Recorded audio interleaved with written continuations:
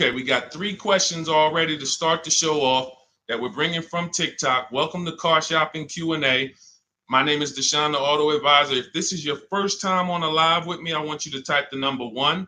Welcome to all the first-time people. We do these lives all the time. I see we got Tyler Mom. I see we got Juan Bustos. We got Equus. We're going to get to your question first. We got Lulu just checked in. Shout out to the people checking in on TikTok. And I want you to come in and just focus for a couple minutes. Welcome to the first-time people. Thor Dad, Dorothy, welcome. Everybody who's typing the 1, welcome to the show. My mission is I hold myself accountable to, if you listen to me, my goal is for you to know that you have saved thousands of dollars every car you buy. That is the goal, to know. I don't want you to wonder, because what most people do when they buy a car, they hope they did okay. That's the strategy. They leave the dealership. Hey, you think should we have tried to get them down a little bit more? Nah, I think we did okay. You think we got enough for our trade-in? It's a hope. And 99 times out of 100, they didn't get the good price.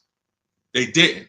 So what I want you to do, and what you're going to be able to do as you tap into what we're talking about, is guarantee every single car you buy, you pay less than everyone else. And there was no way you could have gotten it for a lower price anywhere around you. If you're in New York, I want you to know there was no dealer in New York, Pennsylvania, Connecticut that I could have bought this car from that would have sold it to me for less. Okay. And we do this so easily because we do this from home and we use the internet to make this happen. So, all right, so we got our first couple questions. I do want you to know this whole live stream is sponsored by my new digital book. It's called Cars from Home, 7 Steps to Saving Time, Money, and Avoiding Dealerships. You can get a copy of this. If you don't want to remember any of what we're about to talk about, you might be like, Sean, 30 minutes from now, you're like, this was great. I don't want to remember any of this. You get the blueprint. It's normally $97, but for 30 minutes, you can get your copy for 75% off. Go into my TikTok bio or my Instagram bio, and you'll get your copy instantly. It'll be in your inbox, 75% off, which is $24, and you'll have everything we're going to talk about and more, because there's strategies that we're just not going to have time to go over today. But if you want the whole blueprint, it's there. On YouTube and Facebook, we have a comment pinned for you guys so you can get your 75% off. Let's get the show on the road, Dolan. So Equus from TikTok asks, how do you deal with those who only want to communicate by phone? Okay, so there's dealers that are not going to come off that. That's why it's important for you to have multiple options. This is so important. The key to overpaying is dealing with 1 or 2 dealers, because what they want you to do is they want you going into the dealers. You lose all your leverage. Leverage is what allows you to get better deals. The more leverage you have, the better deal you can get. Leverage is things like, I don't need a car today. I can buy a car today, but I could also wait until the end of next month. That's leverage. You're not desperate. When you give off desperate vibes, you're losing your leverage. Oh, I need a car today. Oh man, you're one of the only dealers that have this car. I've been looking around for it. These are all things that lose you leverage. You don't even know. This is losing you leverage. So that's why I don't like to talk. But in the event we are talking when we're at the dealership for a test drive only, or if we're at home and we're negotiating online and people say, hey, we only deal by phone. You make one statement. Hey, I'll be handling my entire process from home. None of the other dealers that I've spoken to have said that. Are you open to dealing online, or should I remove you from my list? Let me say that again. None of the other dealers I'm speaking to have said that. Are you open to working with me online, or should I remove you from my list? See how powerful that is? That's one of the scripts in my book. Everything we do is scripts, email scripts. But it's important that everything you do when you're dealing with a dealer end with a question. And I'm going to tell you why. We have something we call the 25 to 5. What's up, Jason? Good to see you. Jeffrey, good to see a lot of people checking in on TikTok. Good to see y'all. Everything you do must portray to the dealers, I'm not one of these other people that you've convinced you're the only game in town. Once they can convince you they're the only one with the car, they're the only one that has the sale, they're the only one that they got you.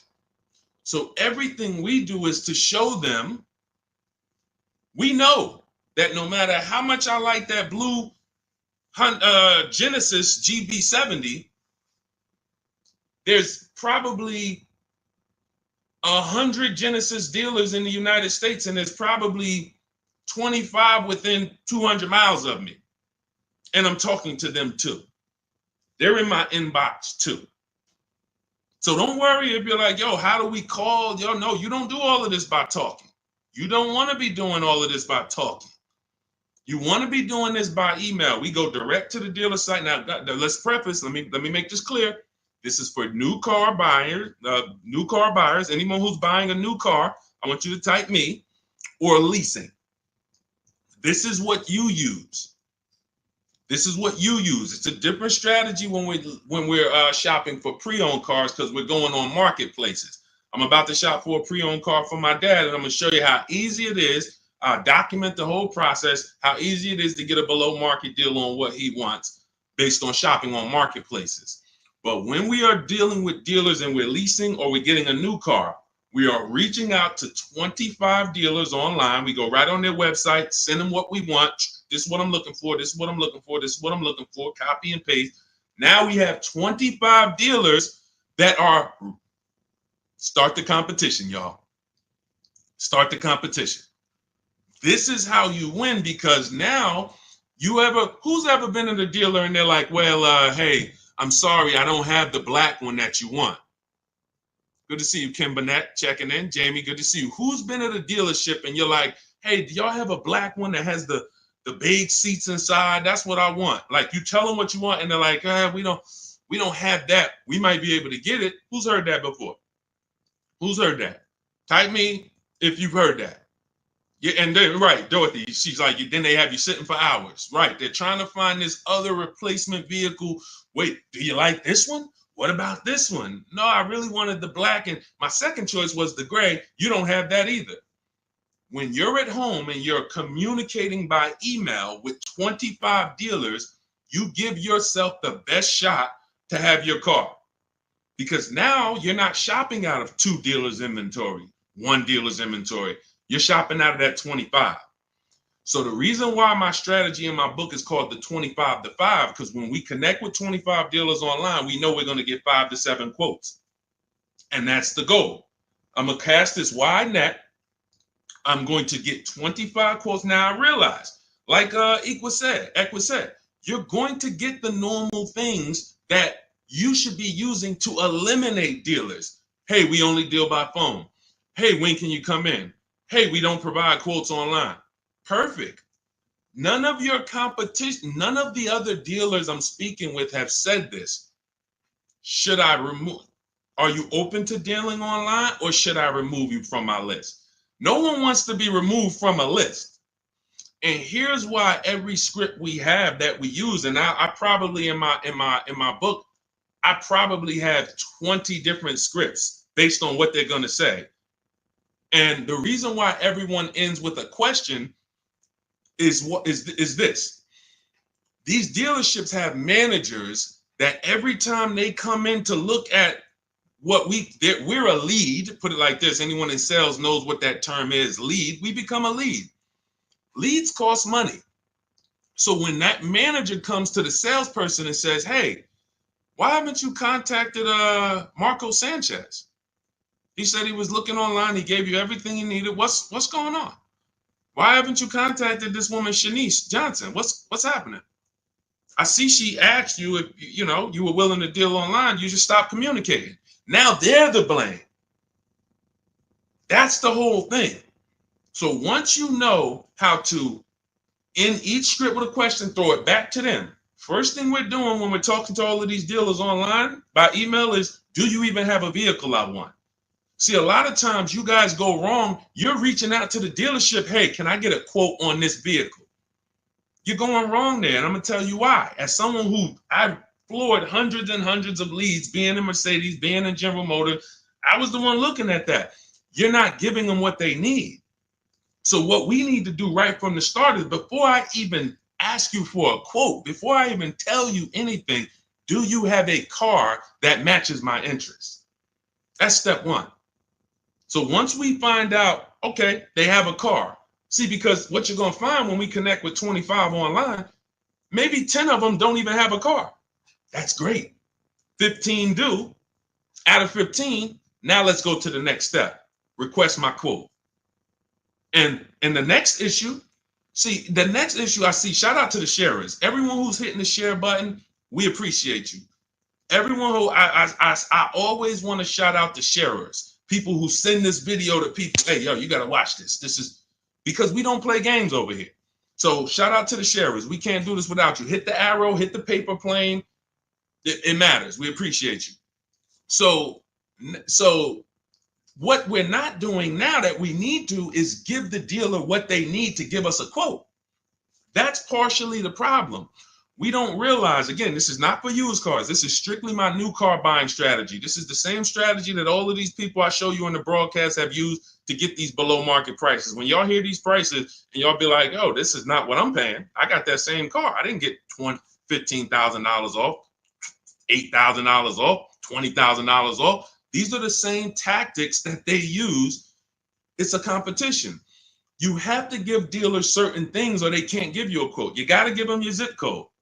They got to factor in the tax. We need to know what kind of vehicles do you have in the household. That's conquest rebates, loyalty rebates. We need to know what you do for a living. See if you qualify for any incentives there. There's certain things, what credit tier should we assume?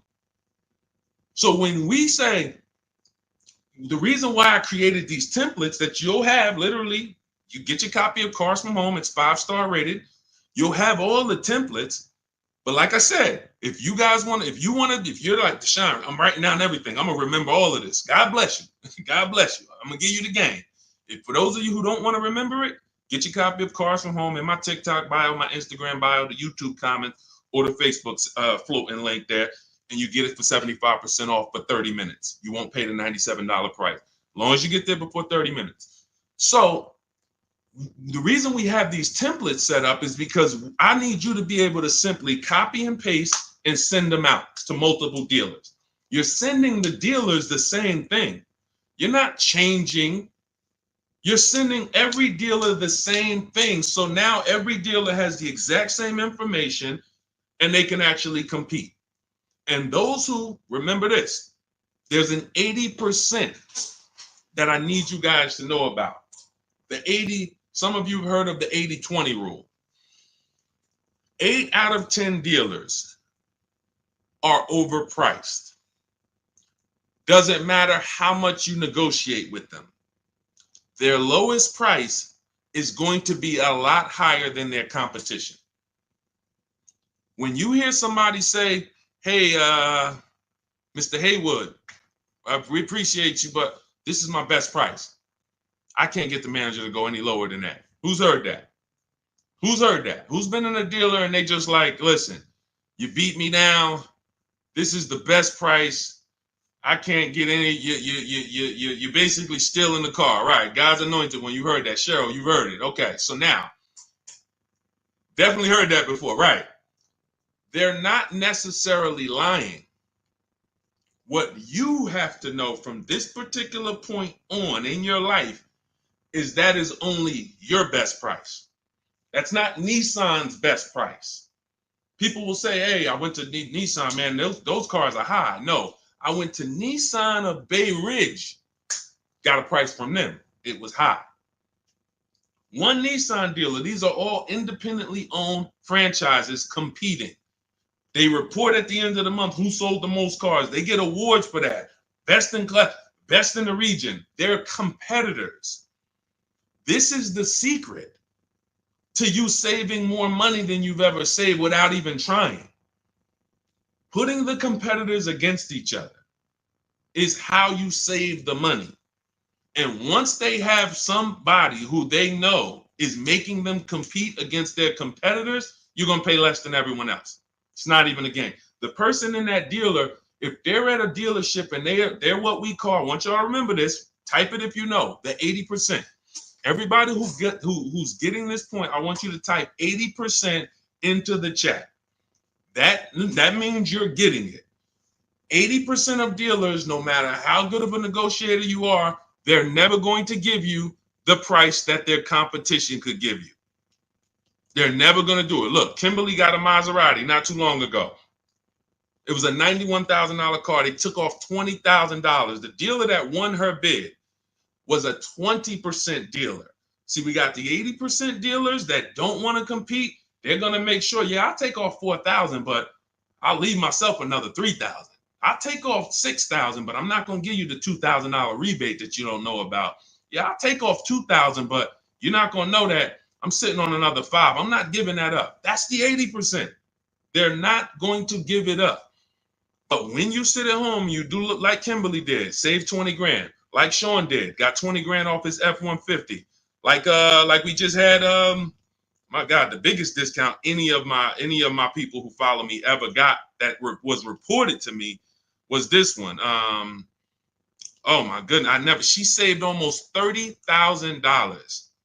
I said, you definitely got the record. Now again, it's different for every car. We never know where the bottom is. This is Milligan. She got it. It was a $79,000 vehicle. She got it for $51,000. Now, in that was $20,000. It was a $20,000 plus discount, a $7,500 rebate. She found a dealer. That's the 20%. That's why we cannot go and look for the 20%. We can't walk in and hope, I wonder if I'm in a 20% dealer. You don't know. The only way you know is you sit at home, you make these dealers compete against each other, and then you see the best ones. Wow, you're a whole lot less. You're the 20%. All of them was trying to overcharge me. That's the key. That is the key. All right. Great question, Equus. All right, let's pull up the next one. I know we got a lot more. I just wanted to go deep on that. Feel sorry for you for buying that Maserati. She leased it, so she's enjoying it. You know, you can say whatever you want to say, but you know, people enjoy it. And what we do, quite honestly, is we take the steps to make sure that the vehicles we are looking at have great public data. That's one of the steps. And step 4 of my book is called Shopping, Not Buying. We actually take these steps to check these vehicles and check the data, check the initial quality, check the reliability. So, you know, she's enjoying her Maserati. Trust me, every day she's enjoying it. All right, go ahead, Dolan. Okay, KLK, good to see you. 2023 Camry XSE under 30,000 miles. What's a good price? We only know by competing. Now let's talk used, because this is a used question. Now let me tell you this. This is very important about recent year used car shopping. This is very, very important. Those of you who you're like, Deshaun, I want a used car, but I only want one that's like 1 year old, maybe 2. 2 problems that you need to think of that we need to take seriously. Dealers only get used cars by buying them from auction, buying them after people lease them, or buying them from their customers or who trade them. Those are the only 3 ways dealers get pre-owned cars. What do you think the odds are that they're getting a 1 year or 2 year old pre-owned car? Unless there was a 2-year lease, they're not going to see a lot of them. Unless they bought unless someone bought the car and said, all right, I don't like it, and came and traded it in 2 years, they're not going to get a lot of them. Problem with that is we don't have pricing to compare it to. See, when we're shopping for a pre-owned car, I'm about to shop for a 2021 Ford Explorer for my father. That's his first choice. I know I have hundreds of vehicles to compare, assess the market, see what the low side of the market is first. When we go in these marketplaces, we need to see what the low side of the market is, where the high side is, and we're targeting the low side. But when we don't have enough vehicles to do that, this is a dangerous zone. Now, let me tell you what could happen. And then I'll tell you what you should do first to make sure you don't get jammed up like this. When you see a vehicle that is okay, let me go back to this big discount example. So you got a big discount. Milligan saves $27,000 off a new Mercedes, right? You guys can see it if you're on Instagram, if you're on YouTube. Even a regular deal where somebody saves $6,000, like Tiffany, she saved $65, almost $7,000. If somebody walks in to buy this vehicle 1 year old,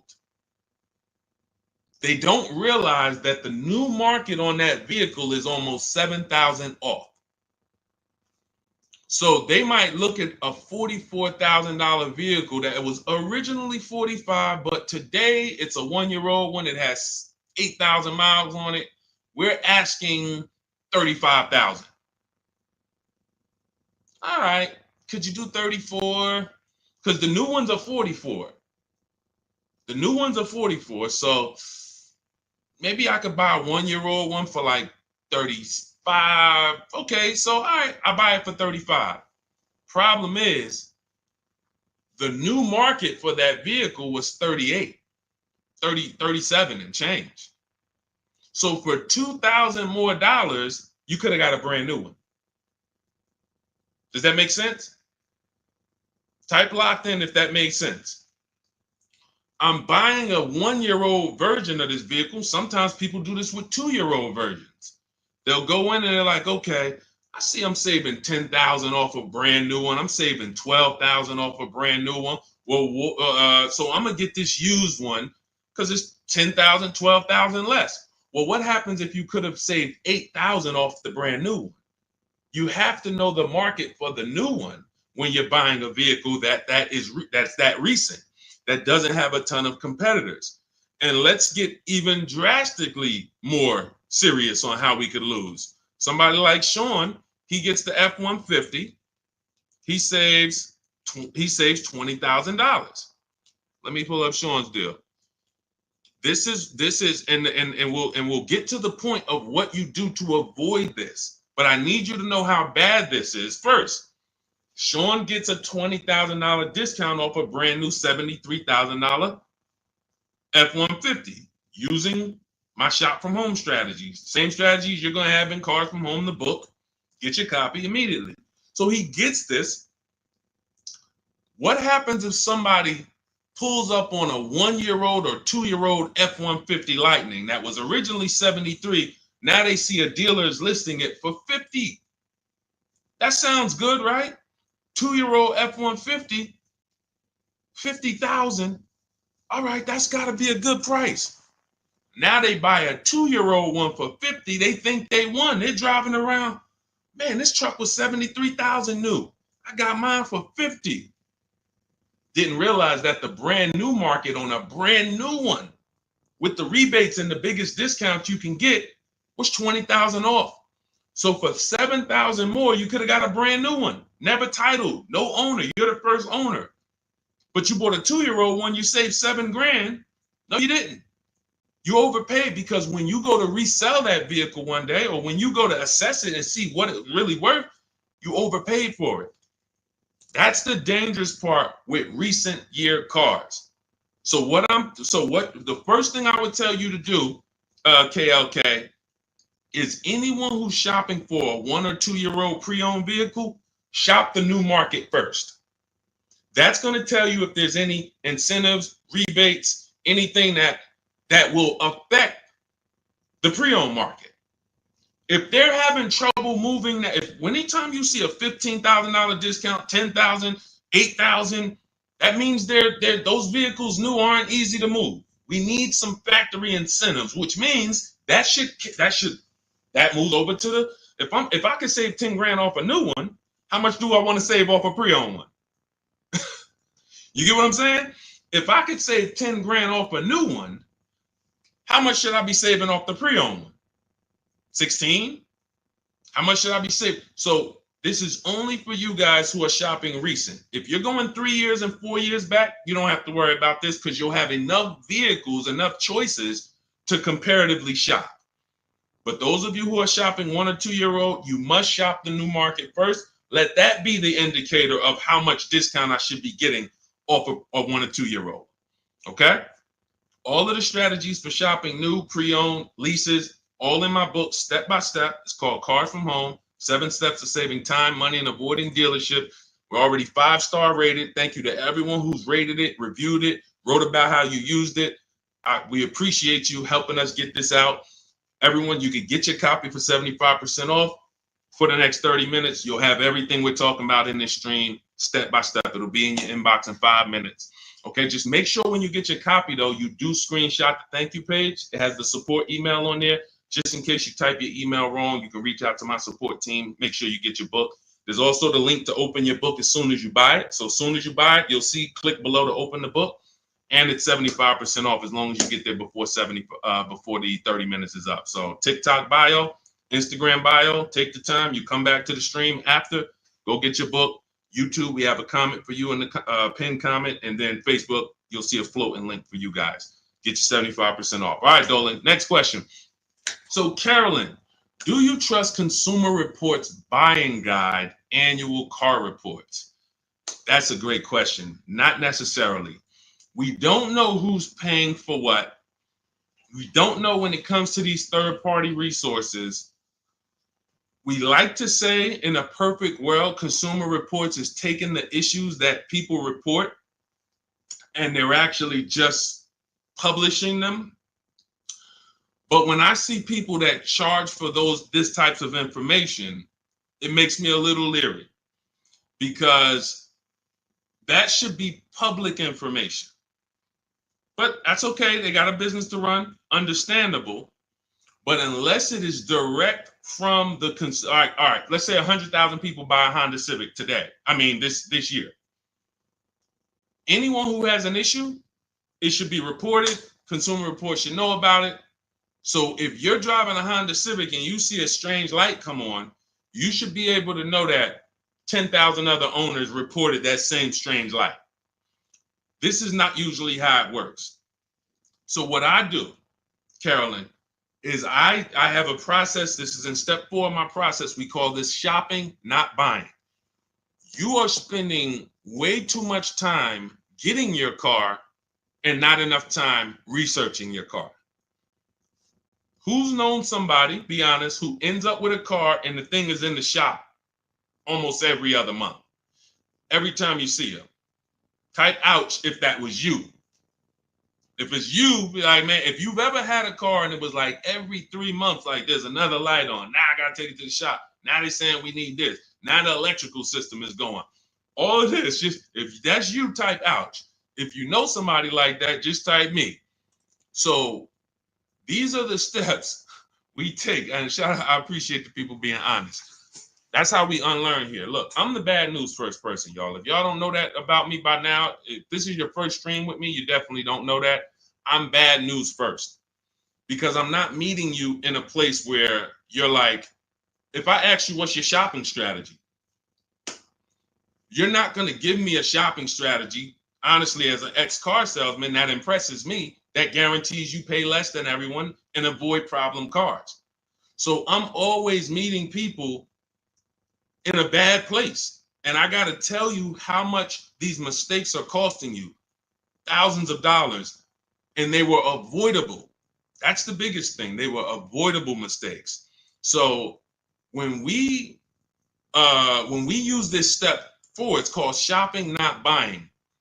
We type in the exact year, make, and model into Google, and we want, there's 3 different categories that we're looking at. And Carolyn, this takes us literally 5 to 8 minutes to prevent us from having cars that everyone else knew was a nightmare car, but we didn't. We go in, let's say we're looking at a 2017 Hyundai Sonata. 3 categories you got to keep in mind. Initial quality, that tells us everything we need to know about the car in the first 3 months. What are owners saying about the car in the first 3 months? Reliability. What are owners saying about the car the first 3 years? Longevity. What are the experts that study engines and transmission? What are they saying about the car in the long run? Those are the three categories that you guys burn into your head. If you have my book, you don't need to burn them. Initial quality, reliability, longevity. These are three totally different data points. So we go in, we type in 2017 Hyundai Sonata initial quality. That'll tell us when it was new, what were they saying about it? Were they saying it was an electric problem? Were they saying this car has less than normal quality? Okay, and we just skim Google. That's it. Skim those first couple articles. You don't even need to go to the second page. Do not go to any dealership or brand sponsored site. So if you're looking at a 2017 Hyundai Sonata and you like, don't go to Hyundai of Westmount, see their little blog article they wrote about it. No, you want third party independent people, skim it. Then we type in 2017 Hyundai Sonata reliability. Skim the articles. Any red flags? Any red flags? Then, if you're buying a pre-owned car, those of you who are leasing, you don't need to do this. But if those of you who are buying a new car or buying a pre-owned version, you want to type in 2017 Hyundai Sonata longevity. 8 minutes. 8 minutes. To prevent. I've had people that's like, man, Deshone, once you told me about that quality search, the vehicle I was looking at, I had to eliminate it because they were saying it has electrical problems that year. That particular year, because sometimes the 2019 has electrical problem, the 2020 is fine. That means the manufacturer took the steps, saw the reports, saw that the reliability was lower than normal, people were reporting it, and then the following year they corrected it. Who's heard never buy a car the first year it comes out, or never buy a car when it has a new engine, or a new electrical system, or a new transmission? This is what happens. So that's why each year is important. But this is how these little things, see, because some people look and be like, Deshone, how long does it take you to get these deals? How long does it take all of these people to get these deals? When you're good, 90 minutes. Your first time, it'll take you about 2.5, 3 hours.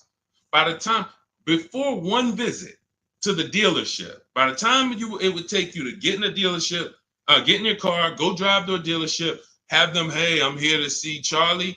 Go get Charlie, pull up a car. Hey, yeah, they got to pick it out. No, Charlie, you got a white one? Now, next thing you know, by the time you did that, the total time, we already talking to 25 dealers. We already seeing the whole used car market. You at one dealer. They're at one dealer. It's leverage.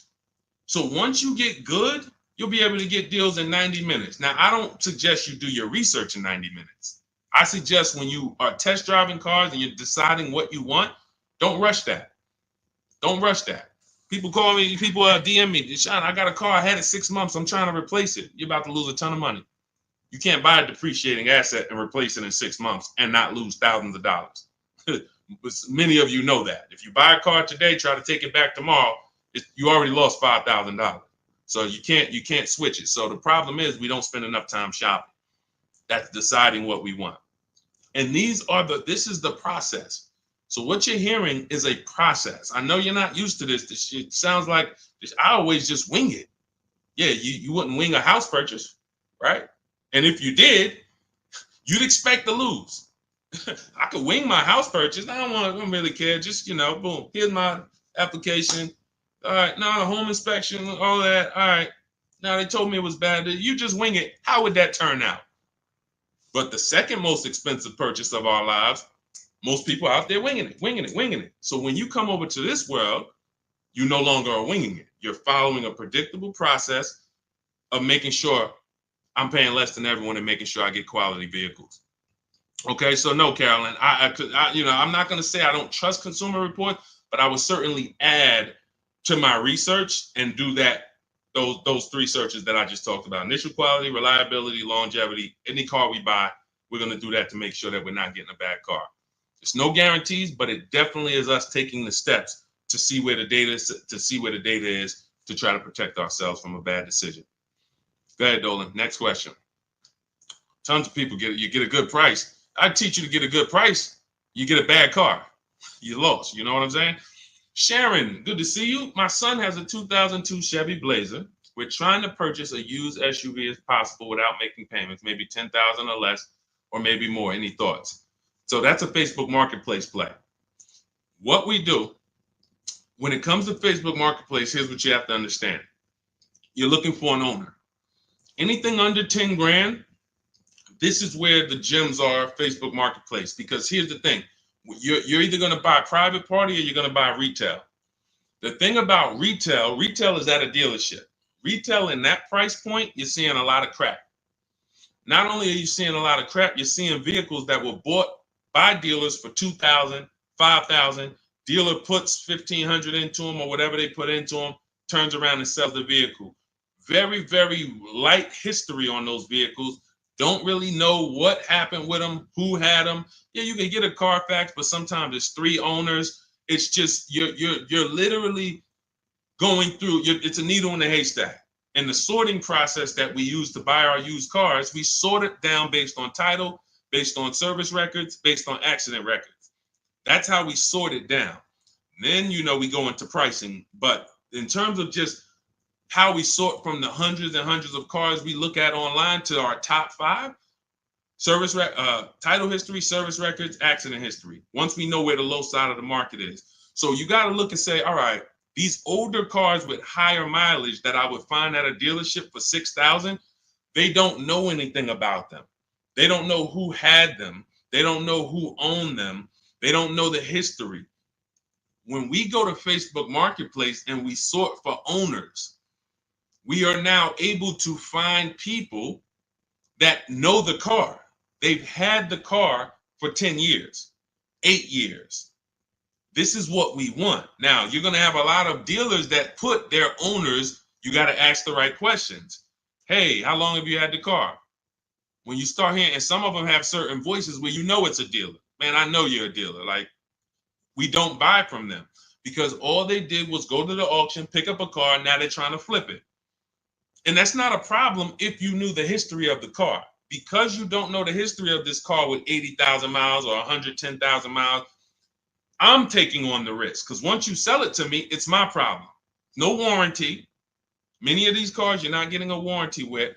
But when you buy from a grandfather or a grandmother or someone who's had their car for 9 years, 10 years, and the only reason they're selling it is because they got a new car or they needed a bigger car and they can tell you everything about that car. Yeah. This is right here. I was coming out the garage and I kind of nicked the mailbox. That's where I got that scratch from. That's what you want. That's priceless. You make a deal with those people. You pay you pay your local mechanic to come with you. Once you find that vehicle, you pay him $100. Can you come and take a look at this vehicle with me? Give me your opinion on it. This is like a home inspection. We don't mind paying $500 or $600 or $800 for a home inspection. Why? Because it protects us. It protects us from bad decisions, which lose us more money. So when we pay a company like yourmechanic.com, or if we have a local mechanic, some of you know I preach, you must have a local mechanic. You actually pay them, come here, take a look. Now you got out of Dodge $5,000, $7,000. You got a car that you know you could drive for the next 3-4 years. You know the history of it. It was taken care of. You looked at the Carfax. You validated that everything the owner told you was official. This is priceless. That's how I would be shopping if I had less than $10,000 to spend. That's what I would be shopping for all day long. Private party owner. All right. So, yeah. Let's go, Dorothy. Good to see you. No. You're not getting anything good for under 10,000. You're not getting anything good for under 10,000. See, some people will put their projections on you. Hang on 1 second. 1 second. Some people will put their projections on you. And we don't do that.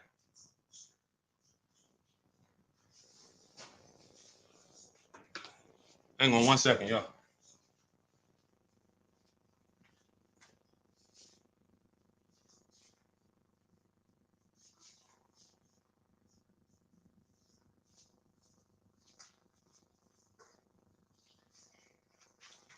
All right, perfect.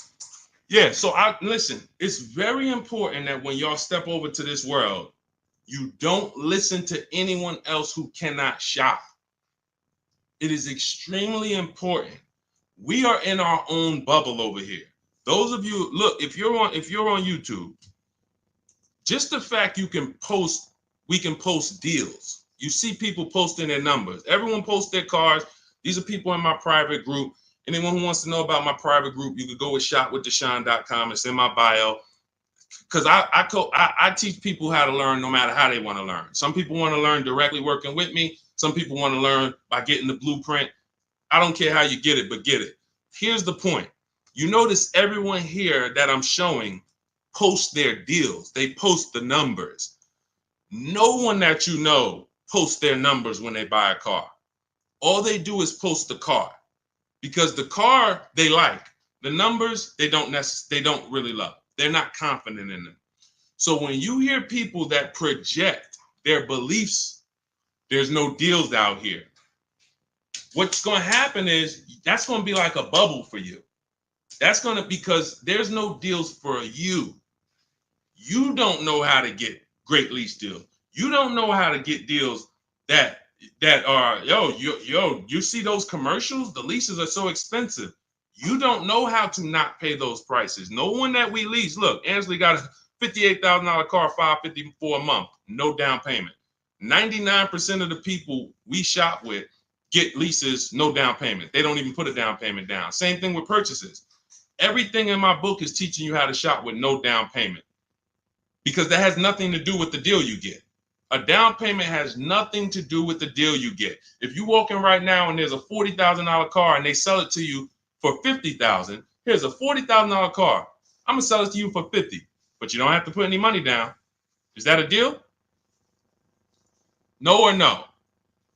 No or no? So you have to understand that as you learn to shop, everyone around you who doesn't know how to shop, they're struggling. That's why I'm welcoming all the people that's locked in. We've gotten over 10,000 books delivered this year. That's 10,000 people that have a blueprint for how to pay less than everyone else. But 60 million people a year buy cars. So we realize. So what I want you to understand is, anytime you're moving with these cars, you're going to see just blood around you. You're going to see people who, my God, I can't believe this. They would never show you their contracts. Look at your car. Oh, I see you got a new car. Hey, how much you paying for that? And listen, I don't want to talk about that. They don't want to talk about that. You have to be aware that that's what the world is doing. But that ain't what we're doing. That's why I show you dozens and dozens of people. Every page you visit, whether it's my book page, shop from home page, we got videos, other people trying to tell y'all, hey, come over to our world. Because that world over there that's a tough world to be in. Y'all, so stay away from people who try to project their beliefs on you. They struggle. All right, let's go. All right, go ahead. Next question, Dolan. Okay, Dorothy, why do they run your credit with all these banks? Well, first of all, you let them. So you got to understand, you're letting them. We use something called the bank bidding war. So the best thing for you to understand, Dorothy, is what the banks allow and how they allow you to shop rates. All right, when someone is trying to shop rates for you and they work for the dealership, here's what they're trying to do. What's the highest rate this person can pay? And we still make a deal. That is how a finance manager shops you to banks. So if a bank is looking, that's why you notice, who notices this? If you ever are talking to a car dealership and they give you a quote, which is why we never get quotes in dealerships ever under any circumstances, when they give you a quote, when you ask them, well, what's the rate you're using for that? What do they say? They start backpedaling. Oh, well, we don't really know, we're assuming like, maybe 6.9, you know what I'm saying? It's not like, okay, no, we're using 7.9 for the quote. Why are they doing that? It's something called padding the deal. All right, we're about to do some more unlearning. All right, If you're unlearning, type UR. The letter U, letter R for unlearn, relearn. See, we gotta dump what we've learned about car shopping in order to receive this. Okay? All right, I see you. So now, the biggest thing, one of the biggest things, they're all big, but you have to learn is there's 3 different parts of the car buying transaction. Who you buy your car from, who you get your loan from, who you sell your old car to.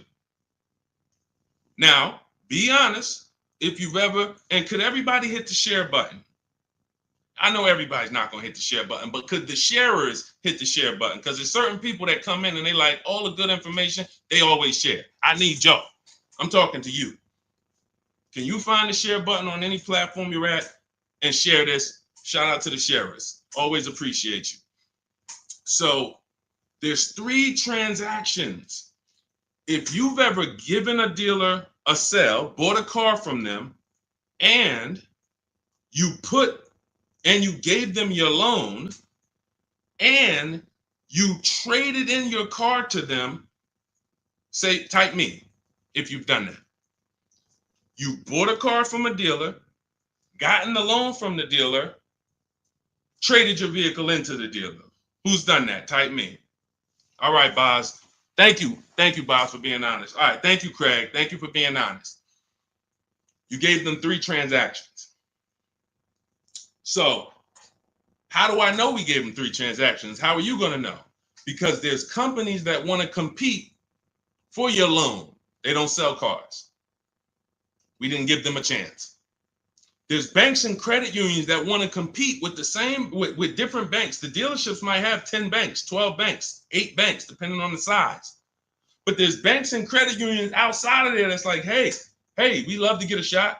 You're buying a car. Hey, can we be in the runnings for your loan? We don't sell cars. We sell money because there's big money in the money business.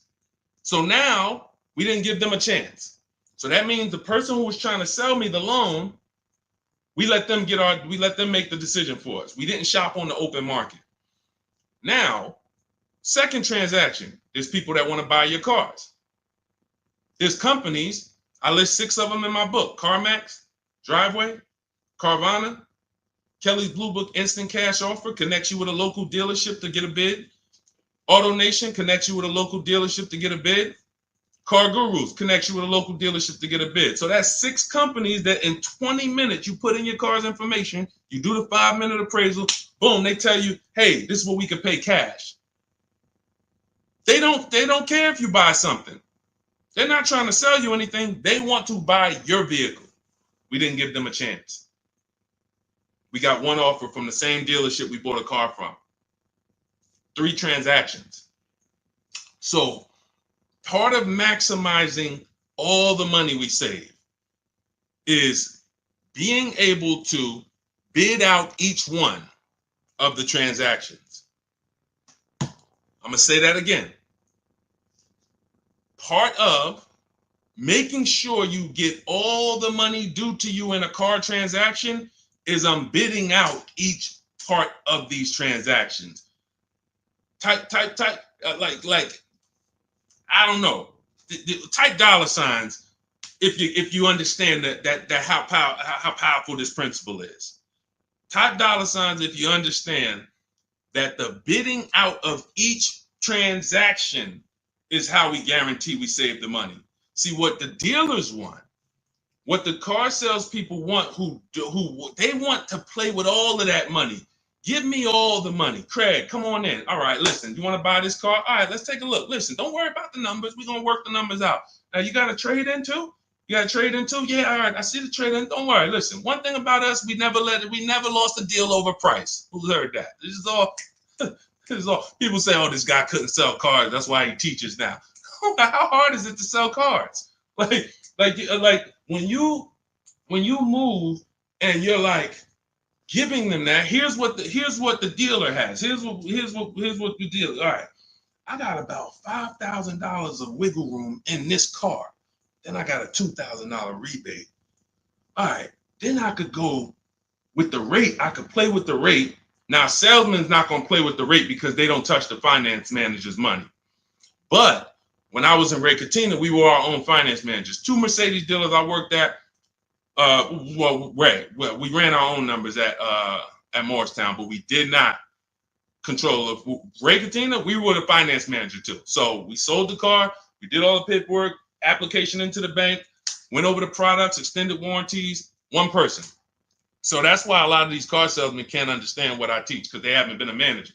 They've never been a finance manager. They don't even understand. But this is what that. So there's money there. There's cushion there. There's probably $2,000-3,000 of wiggle room in the rate. Then we got more money in the trade.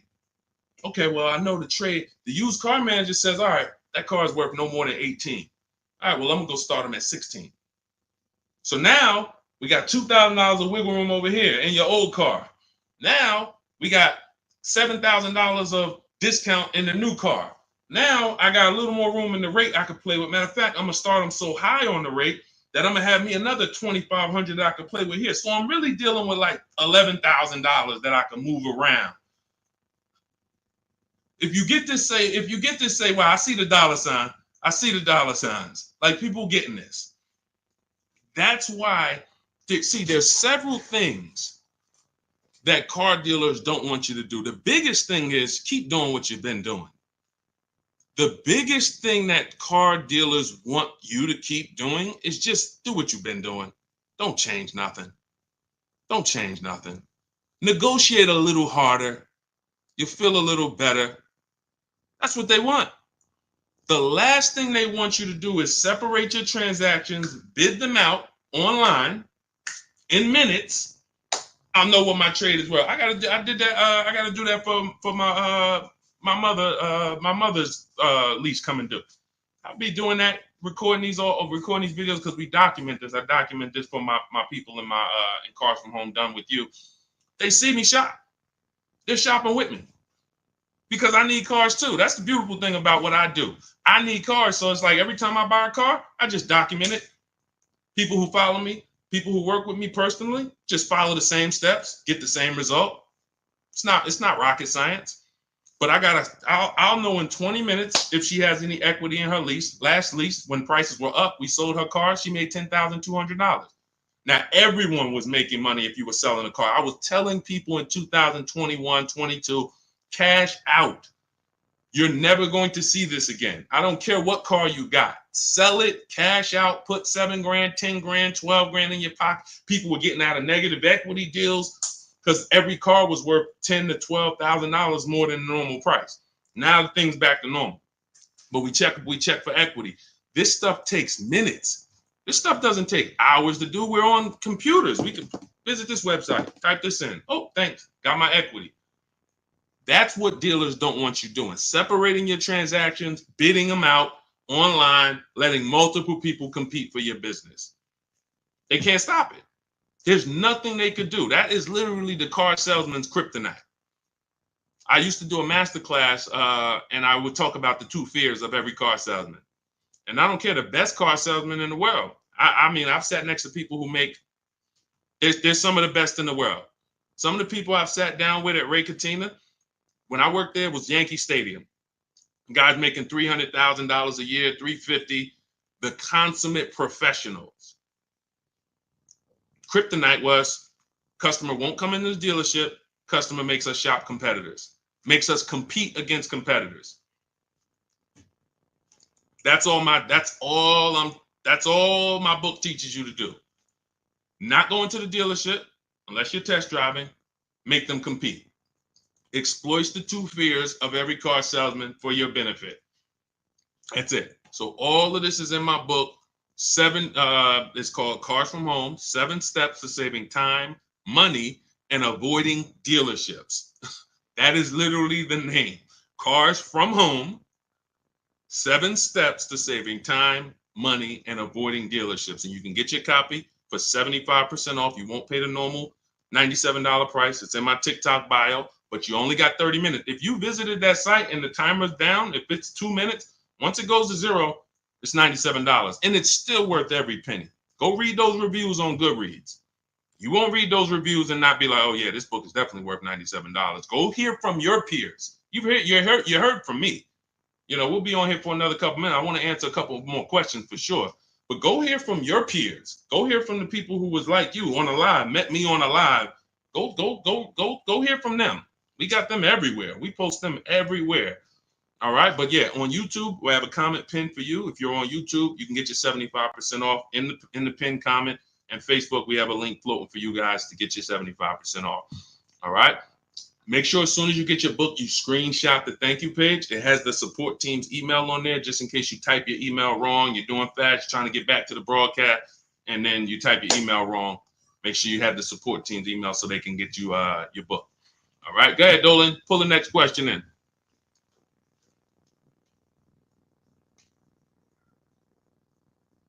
Hang on 1 second.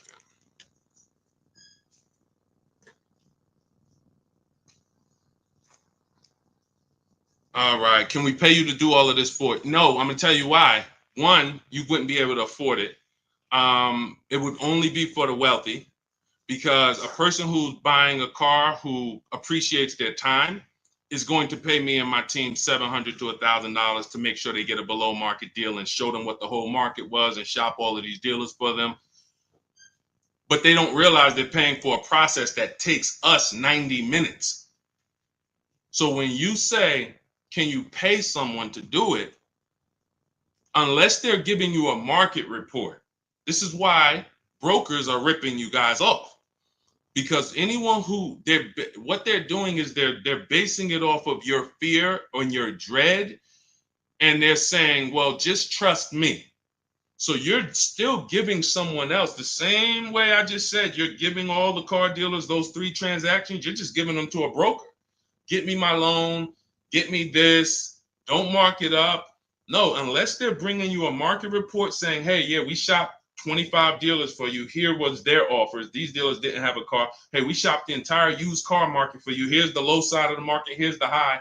Here's the top 5 that we narrowed it down to. They're doing you a disservice. Here's the offers we got for your old car directly from the people who are going to buy it. All right, pay me my money, and then here, go pick up your car, go sell your car here. What we do takes 90 minutes. Now, I could do it in 90 minutes. As I said in the beginning, you going through the book, it's going to take you 2.5 hours, 3 hours. It's not going to take you more time than you would spend in one dealership. But that's the biggest thing. That's the biggest thing. If this was a 10-hour process, 12 hours, yeah, maybe we charge and we create a team to do this for people. Oh, no, you're going to pay me and we're going to make $200, $300 an hour for our expertise, because you're going to pay us $700 to $1,000 and we're going to get a deal done for you in 90 minutes. So we're really making like $500 an hour, which is fine. But I'd rather teach people to fish than fish for them. Like, this isn't, we're not building rocket ships here. We're going on websites and we're copying and pasting. Believe in yourself. Go ahead, Dolan. Let me make sure I get this. Okay, Cheryl, do you get the upgraded version in the same link that you bought the book before? No, you get the okay, so if you bought Cars from Home, anytime I update the book, I update the master file.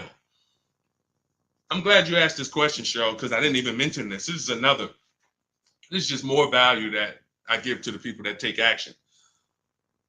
I've updated that book probably, originally it was called Car Shopping for People That Hate Car Shopping. So some of you have that version. And then I updated it, created Cars from Home. What I did is I went into the master file, replaced it with the new version, and everyone who went and opened that book, they were like, oh, wow, the name has changed. Oh, wow, this content has changed. Oh, wow. This is what we do. This is why I saw somebody in the comments says, is there any way to get a physical book? A physical book, you would have to pay every single time a website changes. Vroom went out of business. Vroom used to compete to buy our cars.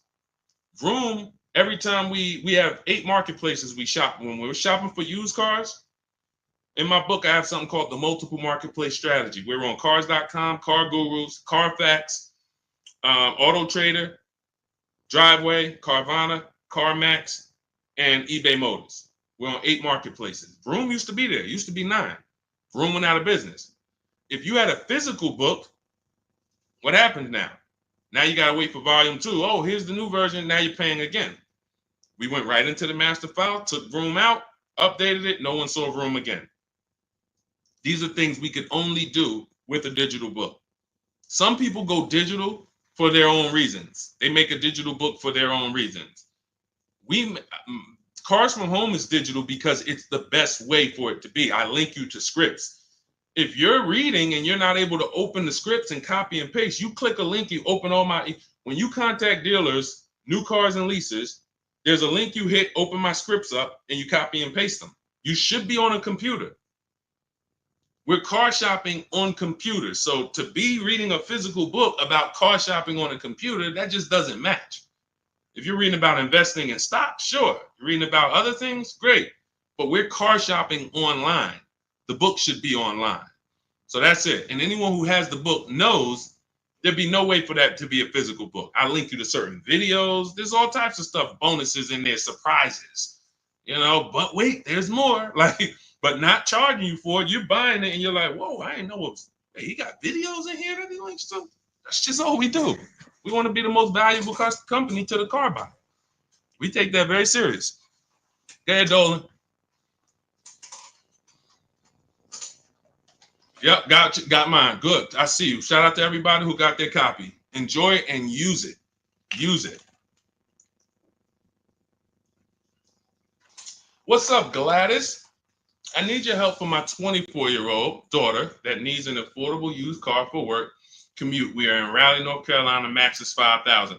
What I want you to do, Gladys, I want you to go to the YouTube or the Facebook replay. If you're on Facebook, I want you to watch this broadcast, but I need you to go about 20 minutes back, 30 minutes back. We had a woman on here who asked a similar question.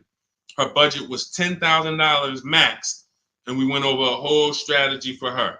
I want you to watch that, use that exact same strategy that we gave to her, okay? Because I don't want to just go over that. We went too into detail for me to just repeat it and go through all the things because some people heard it. Jeff Bees, he said, where do I locate the link? The link is in my TikTok bio. Click that picture of me. Same thing on Instagram. Click the picture of me. That's going to take you. You'll see a website there. And in that website is a link to activate the 75% off. You'll see 75% off new book, 30 minutes only. Go there, get your book, come back to the broadcast. Okay? And then on YouTube, we have the comment and check the comments for your link. And then on Facebook, we have a comment floating for you guys, a link floating for you guys. So get in where you fit in. Okay, Anna, I went to the dealership and they wanted to sell me a car for $40,000. The price was $25,000. They were charging 11.99% interest. Should be $480 monthly, but paper said $580. What to do? A couple things. You're mixing transactions. You're buying a car from them and you're giving them your loan. So when you allow them to do that, now they're able to move money around and manipulate the money. And all they're doing is hoping you negotiate. That's really what they're hoping. Hey, come on, negotiate. Don't just walk out. Give us a chance. We have all this money we're playing with, and we're hoping that you just try to negotiate with us.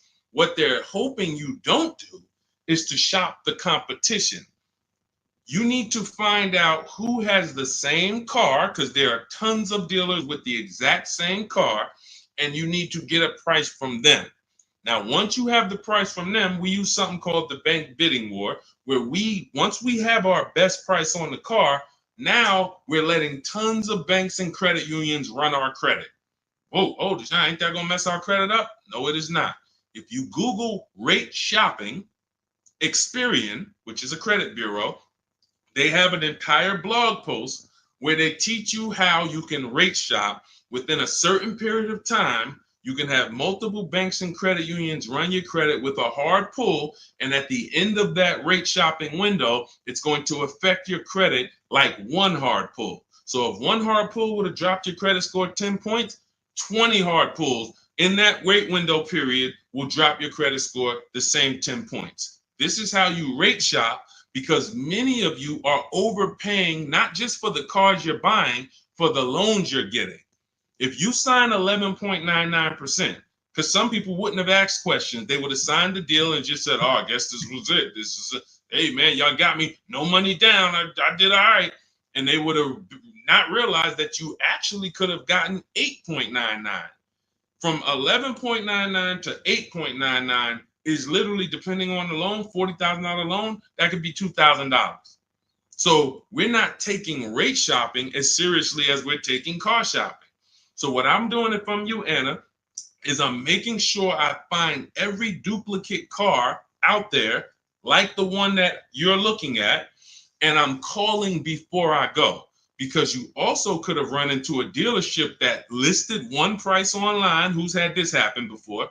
You see one price online, you get to the dealership, and they're like, okay, but we got a $2,000 prep fee. We got this this maintenance plan is mandatory. We added low jack in here, and then we have an internet fee that you have to pay that, or we can't do business. So you're like, wait, how the heck was the car 25? Who's had that happen? The car said 25. Now the bottom line is this, not just from the rate. So I made a video about that. It was about Atlantic Chevy. They had a vehicle on there that I called them, and they let me know they had no intention to sell the car to me at the price that was online. They were hoping, knowing, not even hoping, they know we're going to get so many people coming to this dealership from this price.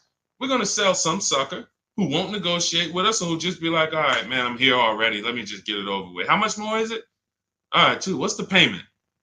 You lost, bro. They just banged you over the head. They just extorted you, literally, and you signed a deal. So what we do is we find the similar cars. We always verify before we leave. You must verify fees before you go, because the gimmick is the bait and switch. What you're trying to decide, when we narrow this thing down, let me give you a real example here. You're narrowing your cars down. When I was narrowing my cars, I bought this white Infiniti truck 2 years ago. It was a 2020 at the time. It was 3 years old. I narrowed it down to my top 4.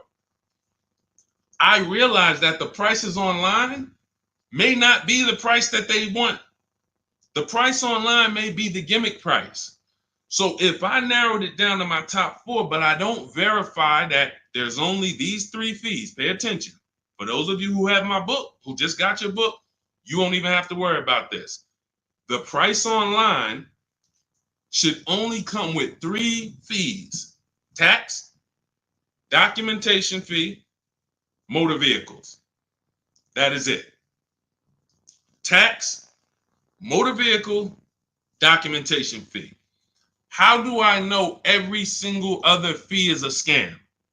Because I've worked at several dealerships in 14 years, and not one of them had any fees other than those 3. So when we hear prep fee, internet fee, marketing fee, dealer this fee, motor vehicle fee is your license plate, your title, and your registration. Somebody said, what's motor vehicle fee? DMV fees. Yep, DMV, exactly. That's it. So anyone who's an honest dealer, when you call them and say, hey, I see the price online here, I just want to verify, what fees do you charge other than what I'm seeing here? Hey, tax, title, and documentation. Perfect. You're still in the running.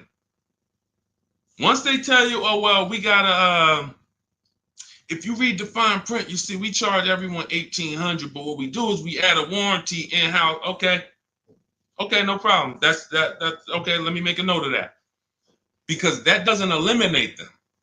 I'm going to tell you why that doesn't eliminate them. You might be the lowest price and you have a $1,000 bogus fee. It's bogus. But we do something that no one else does. All the things we're talking about, no one else does. Some of you like, Deshone, what are you talking about? No one's doing this, what we even talking. But when I started looking at how people buy used cars, I said there's one important thing that no one is doing. Type a letter U if you bought a used car in the past. I'm going to tell you guys we're getting ready to drop a bombshell, right? And some of you who have the book, you already know this. We're getting ready to drop something real big on this. See, if you've ever bought a used car, okay, I see you, Boz. I see you, Ian. Anyone who's ever bought a used car, see, the reason why I have to have you volunteer your information, because you're the one who's like, Deshone, I know you're about to tell me that I lost some money and I'm willing to take it because we ain't going to do it no more. So I appreciate you. You guys are the action takers. Not that everyone who doesn't comment is an action taker, but we got a good amount of people who just, you're the action takers. So like, you're the ones who like, I'm willing to hear the bad news because I need to get better. So I said, okay, how do we guarantee we're getting a good price on a used car if we don't know what it was when it was brand new? Let me give you a real example of this. We're going back to our scenario. We narrowed this down. I narrowed my Infinity trucks down to my top 4 choices. All of them were in a similar price range. I said, okay, we narrowed it down. We talked about that earlier. We narrowed it down based on title history, service records, accident records, and then we're shopping on the low side of the market. So now I'm looking at the low side. All of these vehicles are around between 30 and 32,000. Like, okay. I found out how to get the MSRP of the vehicle, which is the brand new price. The brand new MSRP is that sticker that comes from the day it's built. Why is that sticker so important? 2 big reasons. One, it's going to tell us what's in the vehicle. It'd be nice to know this vehicle has the cold weather package, right? Wouldn't it be nice to know this vehicle has a panoramic sunroof? Wouldn't it be nice to know this vehicle has, lane keeping assist and, cross rear traffic alerts? Can't see those things always, right? So it's nice to know, okay, wow, that vehicle has some features I didn't even see. Cool. Oh, it has a 19-inch rim. Doesn't have the 18-inch standard rim. Wow, couldn't really see that from the pictures. Second big reason we need to know this is because I need to know how much discount you're giving me from the new price. This is so big. When you're shopping online on these marketplaces, they're using an algorithm to tell you if it's a good deal or not. They're taking all the prices listed and they're saying, okay, this is good deal, this is fair deal, this is great deal. They're not basing it off of what we call, in my book, you'll see this, the true value discount. So when I pulled the new prices of these vehicles, those Infinity trucks, I saw one of them was 46,000 brand new. One of them was 48,000 brand new. One of them was 52,000 brand new. And the one that I ended up getting was 54,000 brand new. Had all these features, special edition, everything. Couldn't see it from the pictures. Had tons of equipment. Now, notice how that changes everything. I'm looking at a car that's 30,000, 30,005, 31,000, 31,008. They all look like close. You see how we just separated them real quick?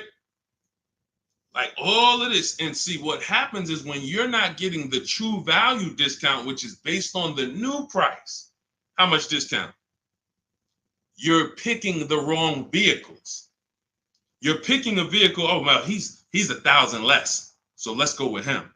But what if his vehicle is 6,000 less equipment? Type $signs if you got that. There's nothing more. 2 big things when we're buying used cars. Quality vehicle. We went over that in the stream. Reliability check, initial quality check, longevity check. Service record, narrow it down. Title history, service records, accident history. Okay, that's quality. That's how we make sure we don't get a good car at a good price, but a bad car. So quality checks, we must do those. They take minutes. It's easy to do, 8-9 minutes. Boom, all right, my quality checks are done. My narrowing it down check. We don't buy a car that doesn't have service records. Tons of service records. This is how we eliminate stuff. How do we eliminate? How do we start with 80 cars on the marketplace and narrow it down to a top 5? Easy, because we're looking. Okay, can't get a Carfax here. Okay, boom. Oh, no service records here. Oh, there's a big gap. No oil changes for 30,000 miles. All right, they're out of it. Then we're narrowing it down, but that's quality.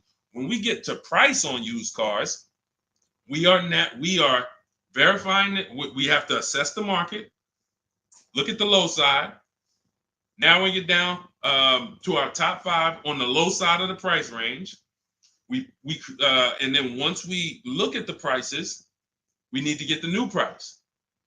Verify there's no bogus fees. But sometimes even with the, give you an example, the truck I bought, the one I bought, it was $54,000 brand new. This is how important this is to understand that even that dealer could have said, hey, well, we got $1,000 prep fee.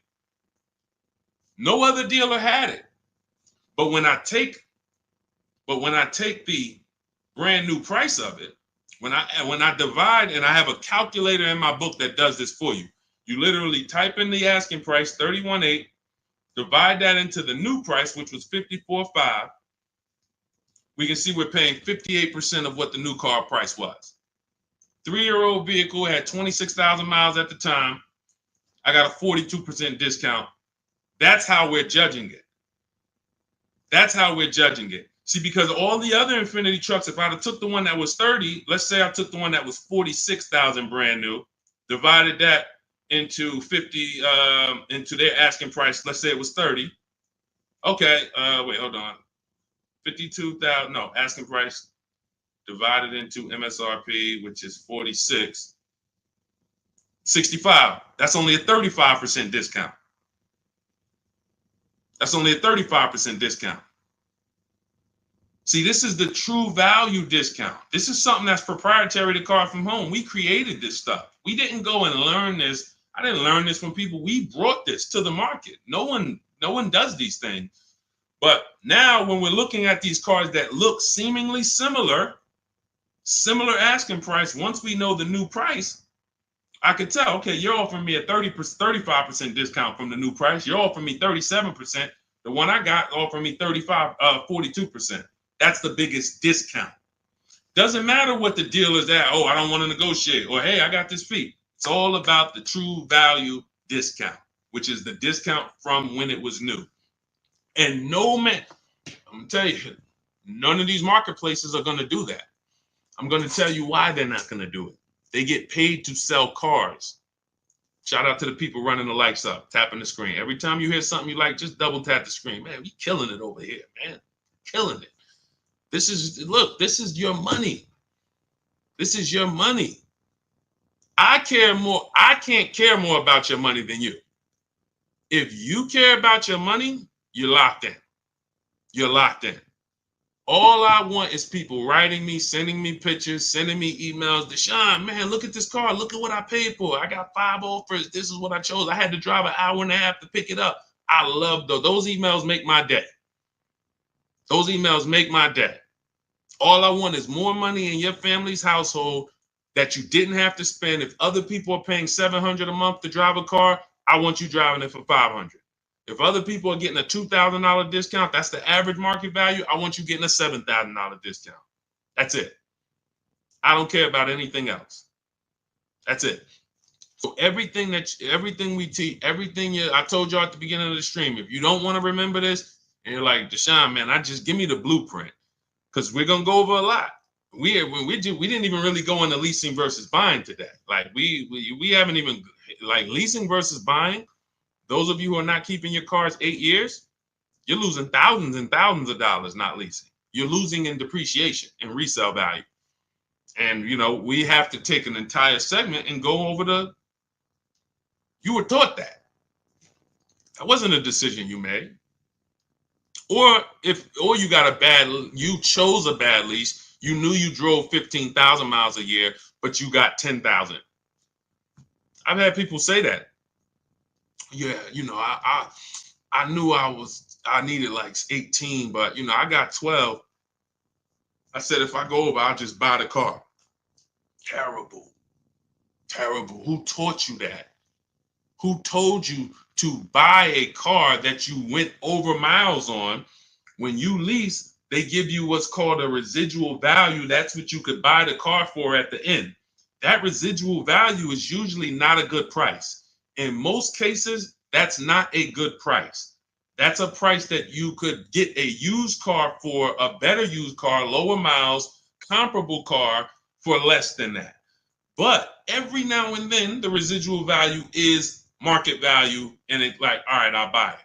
But it's based on it's based on, you told us you were going to drive 30,000 miles in 3 years. This buyout price is market value for a car with 30,000 miles. You could buy this car for 19 grand. We expect you to have 30,000 miles. You can buy it for 19 grand. You go and you put 50,000 miles on it and you buy it for 19 grand. Do y'all understand that? Do you understand that? Market assessment. We just helped a young lady that works with me buy her lease out. She has a beautiful GV80, and she went and she made sure there was nothing else that she wanted to replace it with. I told her, if you keep this vehicle 8 years, you win another 8 years. Because if you don't, I can show you that if you just shop for another below market lease, you'd save a lot more money and you'd have new cars over the next. So I said, don't buy this lease out and then go and replace it in 3 years. You're lost because you're going to spend a ton of money. You've been paying for this car for years. And then she said, no. She went out. She looked at all the competitors. She said, Deshone, I'm telling you, I just love this car. I'm going to buy this car and it's going to be my car. I'm going to baby it. Perfect.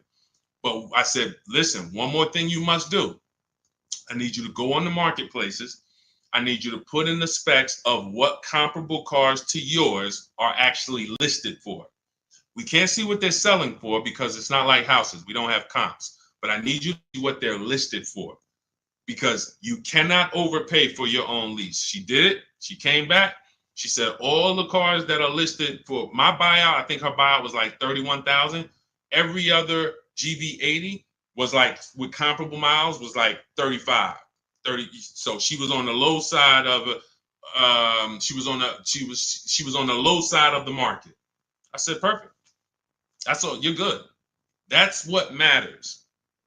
Because if you buy your lease out and you could have gotten a used version of that car for 31 and you paid 35 because you wanted to buy your own lease, you just overpaid by $4,000 to buy your own car. And you're not going to feel it now. Well, you'll feel it higher payment. But then when you go to replace that car and say, wait, how y'all only giving me 12,000? Well, because it wasn't worth 35. You overpaid for it. So this is how I dissect transactions. This is why anyone in New Jersey, anyone who's dealt with me, who knew me from the time I was with General Motors, and really when I got to Mercedes, that's when I really became an advisor. Any of my clients would tell you I've been this way. I control the car transaction for my clients. It's a financial conversation. Now, many of my clients did work on Wall Street. They helped me to understand a lot of things. So I had a lot of Wall Street people, and I would ask them questions. Listen, why are you not paying cash for this? And you could, though. Well, I use the bank's money for free. Y'all got 0% financing. Y'all got 0.99. I'm like, okay, it's measuring risk here. And so there were questions that I asked. How'd you end up upside down in this car? You've had it for 5 years already. Well, I leased it, then I bought it. Oh, so you leased it for 3 years, then you took out a loan for another 6 years. You've had the car 5 years, you still have negative equity. Let me start telling people not to buy their leases because this is what happens to them. So all of this is like, it's my unique experience that God brought me through that allowed me to shape how I teach and put this book together that has become a hit, that has helped hundreds and hundreds of people get to below market deals that I know of. We've delivered over 1,000, over 10,000 books now. So it's just, people, just use it. That's all I say. So get your copy for 75% off in my TikTok bio, in my Instagram bio.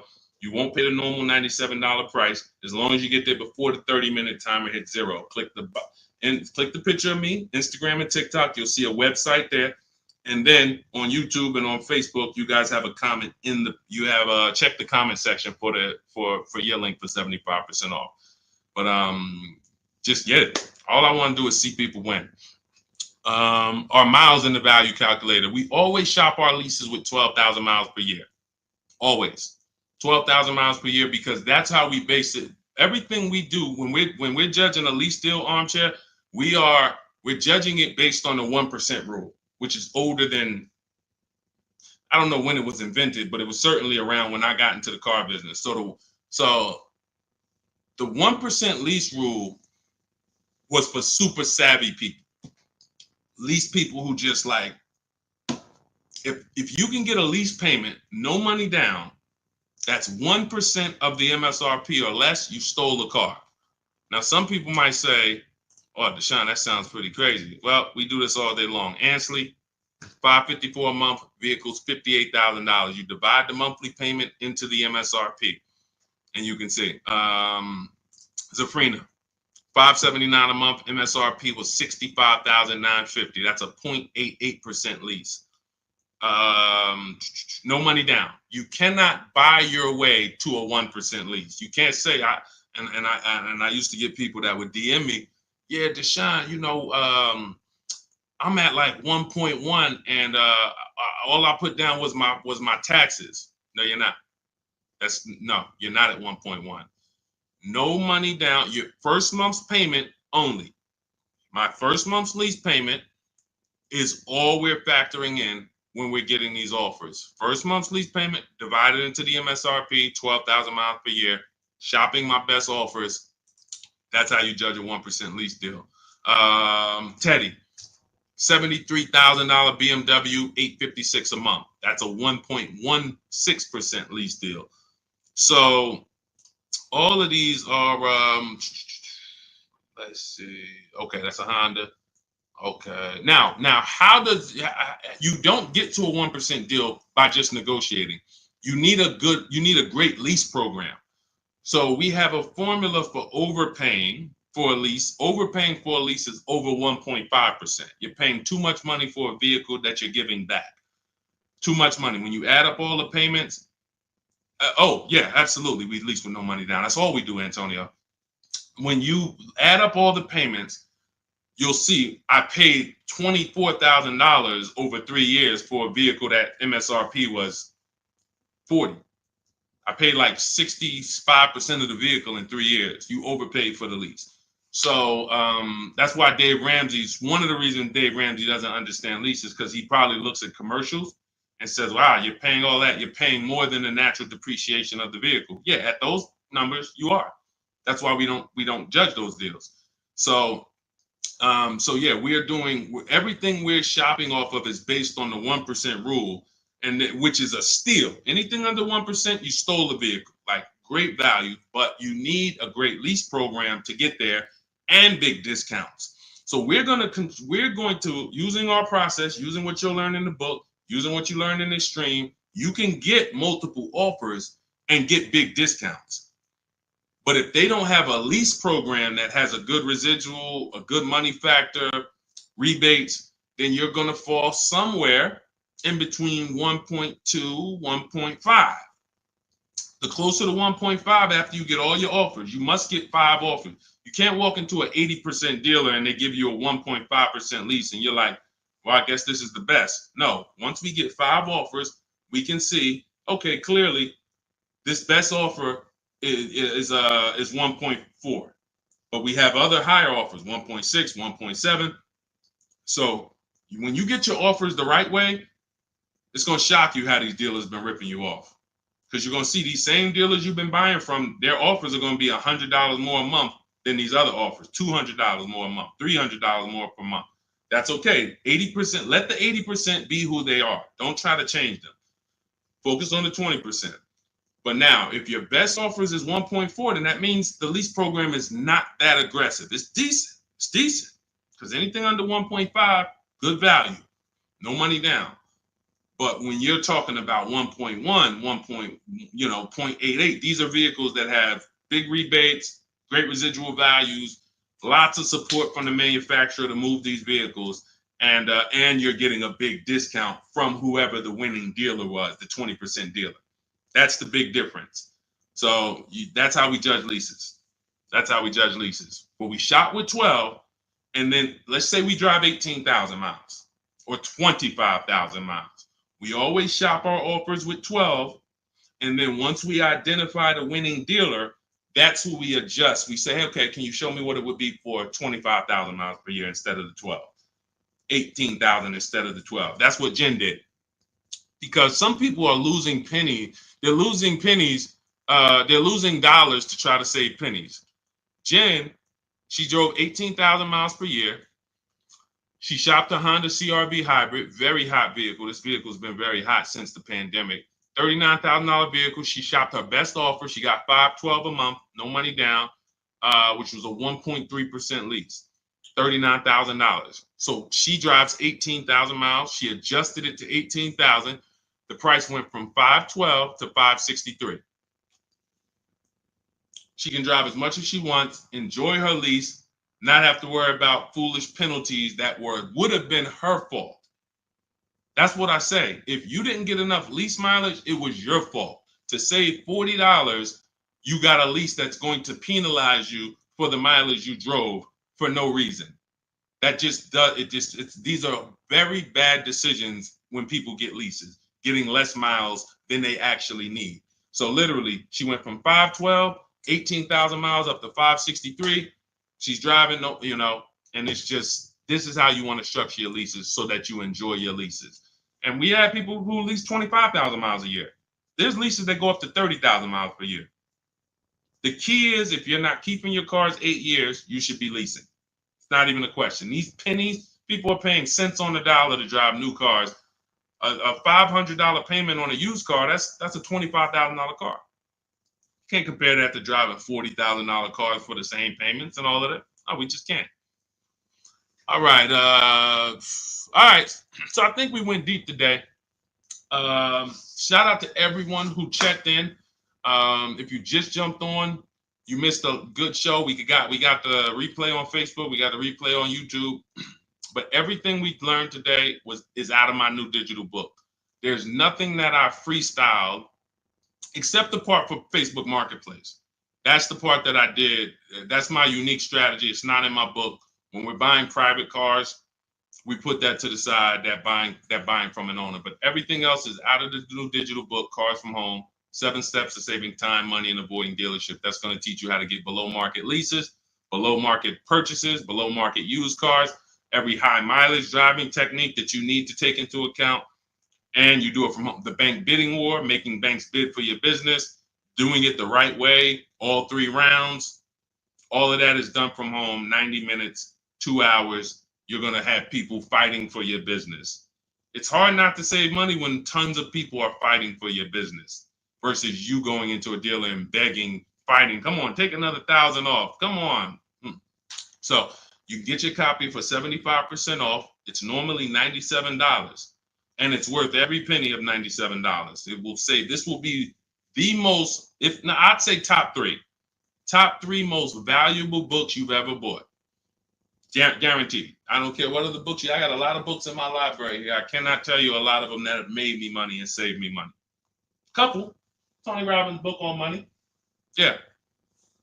All these other books, yeah, they've helped me in other ways, but I can't tell you that I'm richer or I have more money in my bank account because of them. This will be one that will save you more money than, it'll be in your top 3. So get your copy in my TikTok bio. If you're on Instagram, click the picture of me, click the link in my Instagram bio. If you're on Facebook, click the link in the comment section. If you're on YouTube, click the link in the comment section.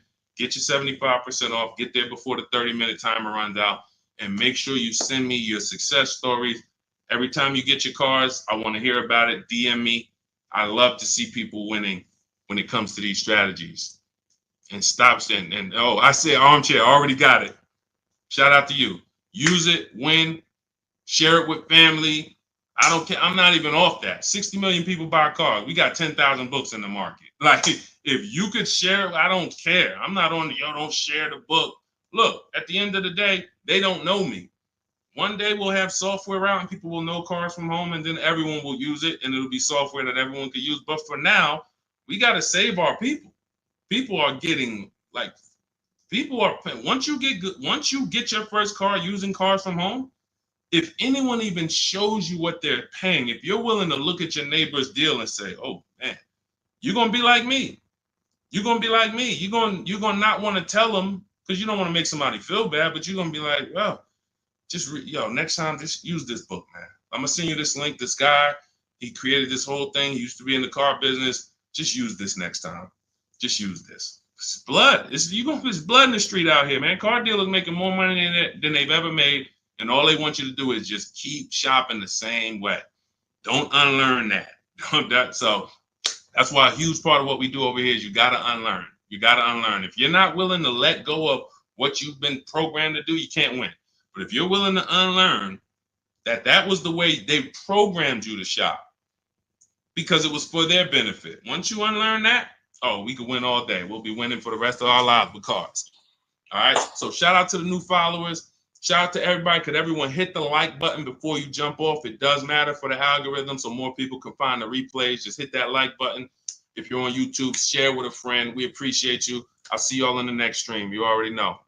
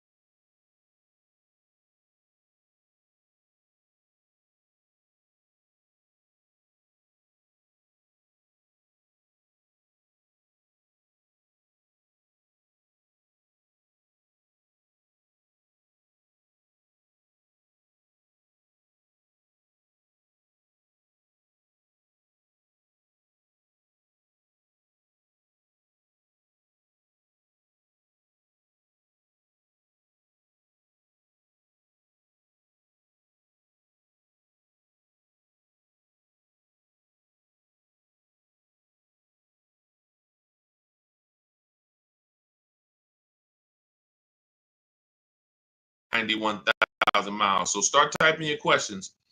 Welcome, welcome, welcome.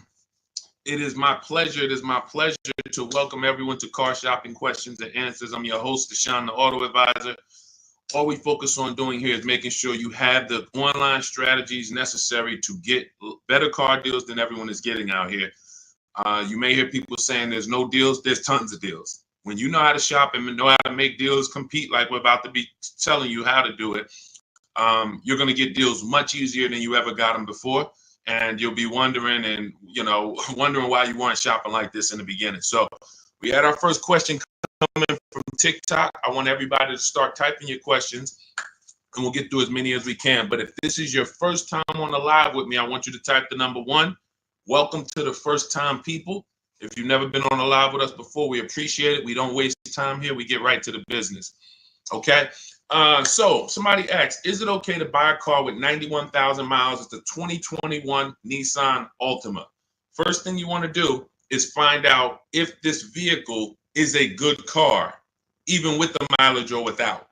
There are vehicles out there that are bad cars, whether they've been taken care of or not. You want to go to Google and you want to type in 2021 Nissan Altima reliability. Skim the articles. Just the first page. Just take you no more than 5 minutes. 5 minutes will protect you against all types of mistakes, all types of cars breaking down. Because if the car is a bad car, it's in the DNA. It's in the DNA. There's nothing you can do. The first owners could have took care of it, maintained it, did all changes when they were supposed to. That car has a bad DNA, and this is how we find out. Go to Google, type in 2021. Always put the year 2021 Nissan Altima longevity. After you do reliability, you do longevity. Reliability is going to tell you what they're saying the first 3 years. Longevity is going to tell you what they say about the history of these cars. Now, what you may find out is 80, 90,000 miles, those cars have transmission problems. That's going to be a big deal. Doesn't matter if you see in the reports on Google, first page, these cars typically have transmission problems around 80, 90,000 miles. You're looking at one with 91,000 miles. Isn't that important? Yes or yes? Yes or yes? That's why we do these checks. So you want to make sure that. Now, after that, we narrow these things down based on title history, service records. These are the most important things you need to be looking for to make sure you're getting a quality car. We're not talking about pricing yet. Pricing means nothing if you got a bad car. You get what I'm saying? Who cares about, I got a good price on the car if the car is in the shop every 3 months?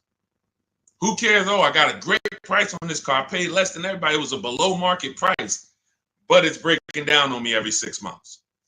So these are the steps we take to make sure we're not getting a bad car. longevity check, initial quality check on Google, and then we're narrowing our search down. These cars better have great title histories. We don't want rebuilt titles, salvage titles, frame damage titles. Now we move into service records. That's why we only do Carfax. Carfax is the only vehicle history report right now that shows you service records. You do not want to buy a vehicle that has gaps in service. Doesn't matter what they tell you. Oh, I changed it myself. I changed the brakes and oil myself. Sorry, not good enough for me. That shouldn't be good enough for you either. Because if you can't prove that they serviced that car, not only are you taking the risk, one day you're going to turn around and sell it, unless you drive it till the wheels fall off. But even then, you might sell it for $4,000, $5,000, $6,000, whatever. You don't have service records. That hurts your resale value. Versus getting a car that was serviced, taken care of. Thank you, Joe. Now you get it, you service it, take care of it. Now 7, 8, 10 years later, you're selling it to the third or fourth owner, and they can see service records from the moment the vehicle was bought. So these are the things, and this is everything I'm teaching is inside my new digital book. Some of you have Googled it. It's called Cars from Home. 7 Steps to Saving Time, Money, and Avoiding Dealerships. It's 5-star rated all over Goodreads. Thank you to everyone who's written a review about it or rated it. So you can see it. You can get your copy of the book for 75% off. That's my welcome offer. That's my book launch offer. 75% off for 30 minutes. You go to my TikTok bio, click the picture of me, go to my Instagram bio. You'll see a website. Get your 75% off, get your book, and then come back to the show. And make sure after you get your book, you screenshot the thank you page because it has my support team's email. Because sometimes you'll type your email too fast because you're trying to catch the, trying to get the 75% off, and then we can't email you the book. Also on that thank you page is the link to open your book too. So YouTube, we have a link pinned for you in the comments, and then Facebook, we have a link for you guys to get your 75% off. So let's go. I see we got a lot more questions coming in. Go ahead, Dolan, pull the next one in. These are simple things to do. Party man, good to see you. Is it better to pay money down or trade a vehicle in on a new car? Great question.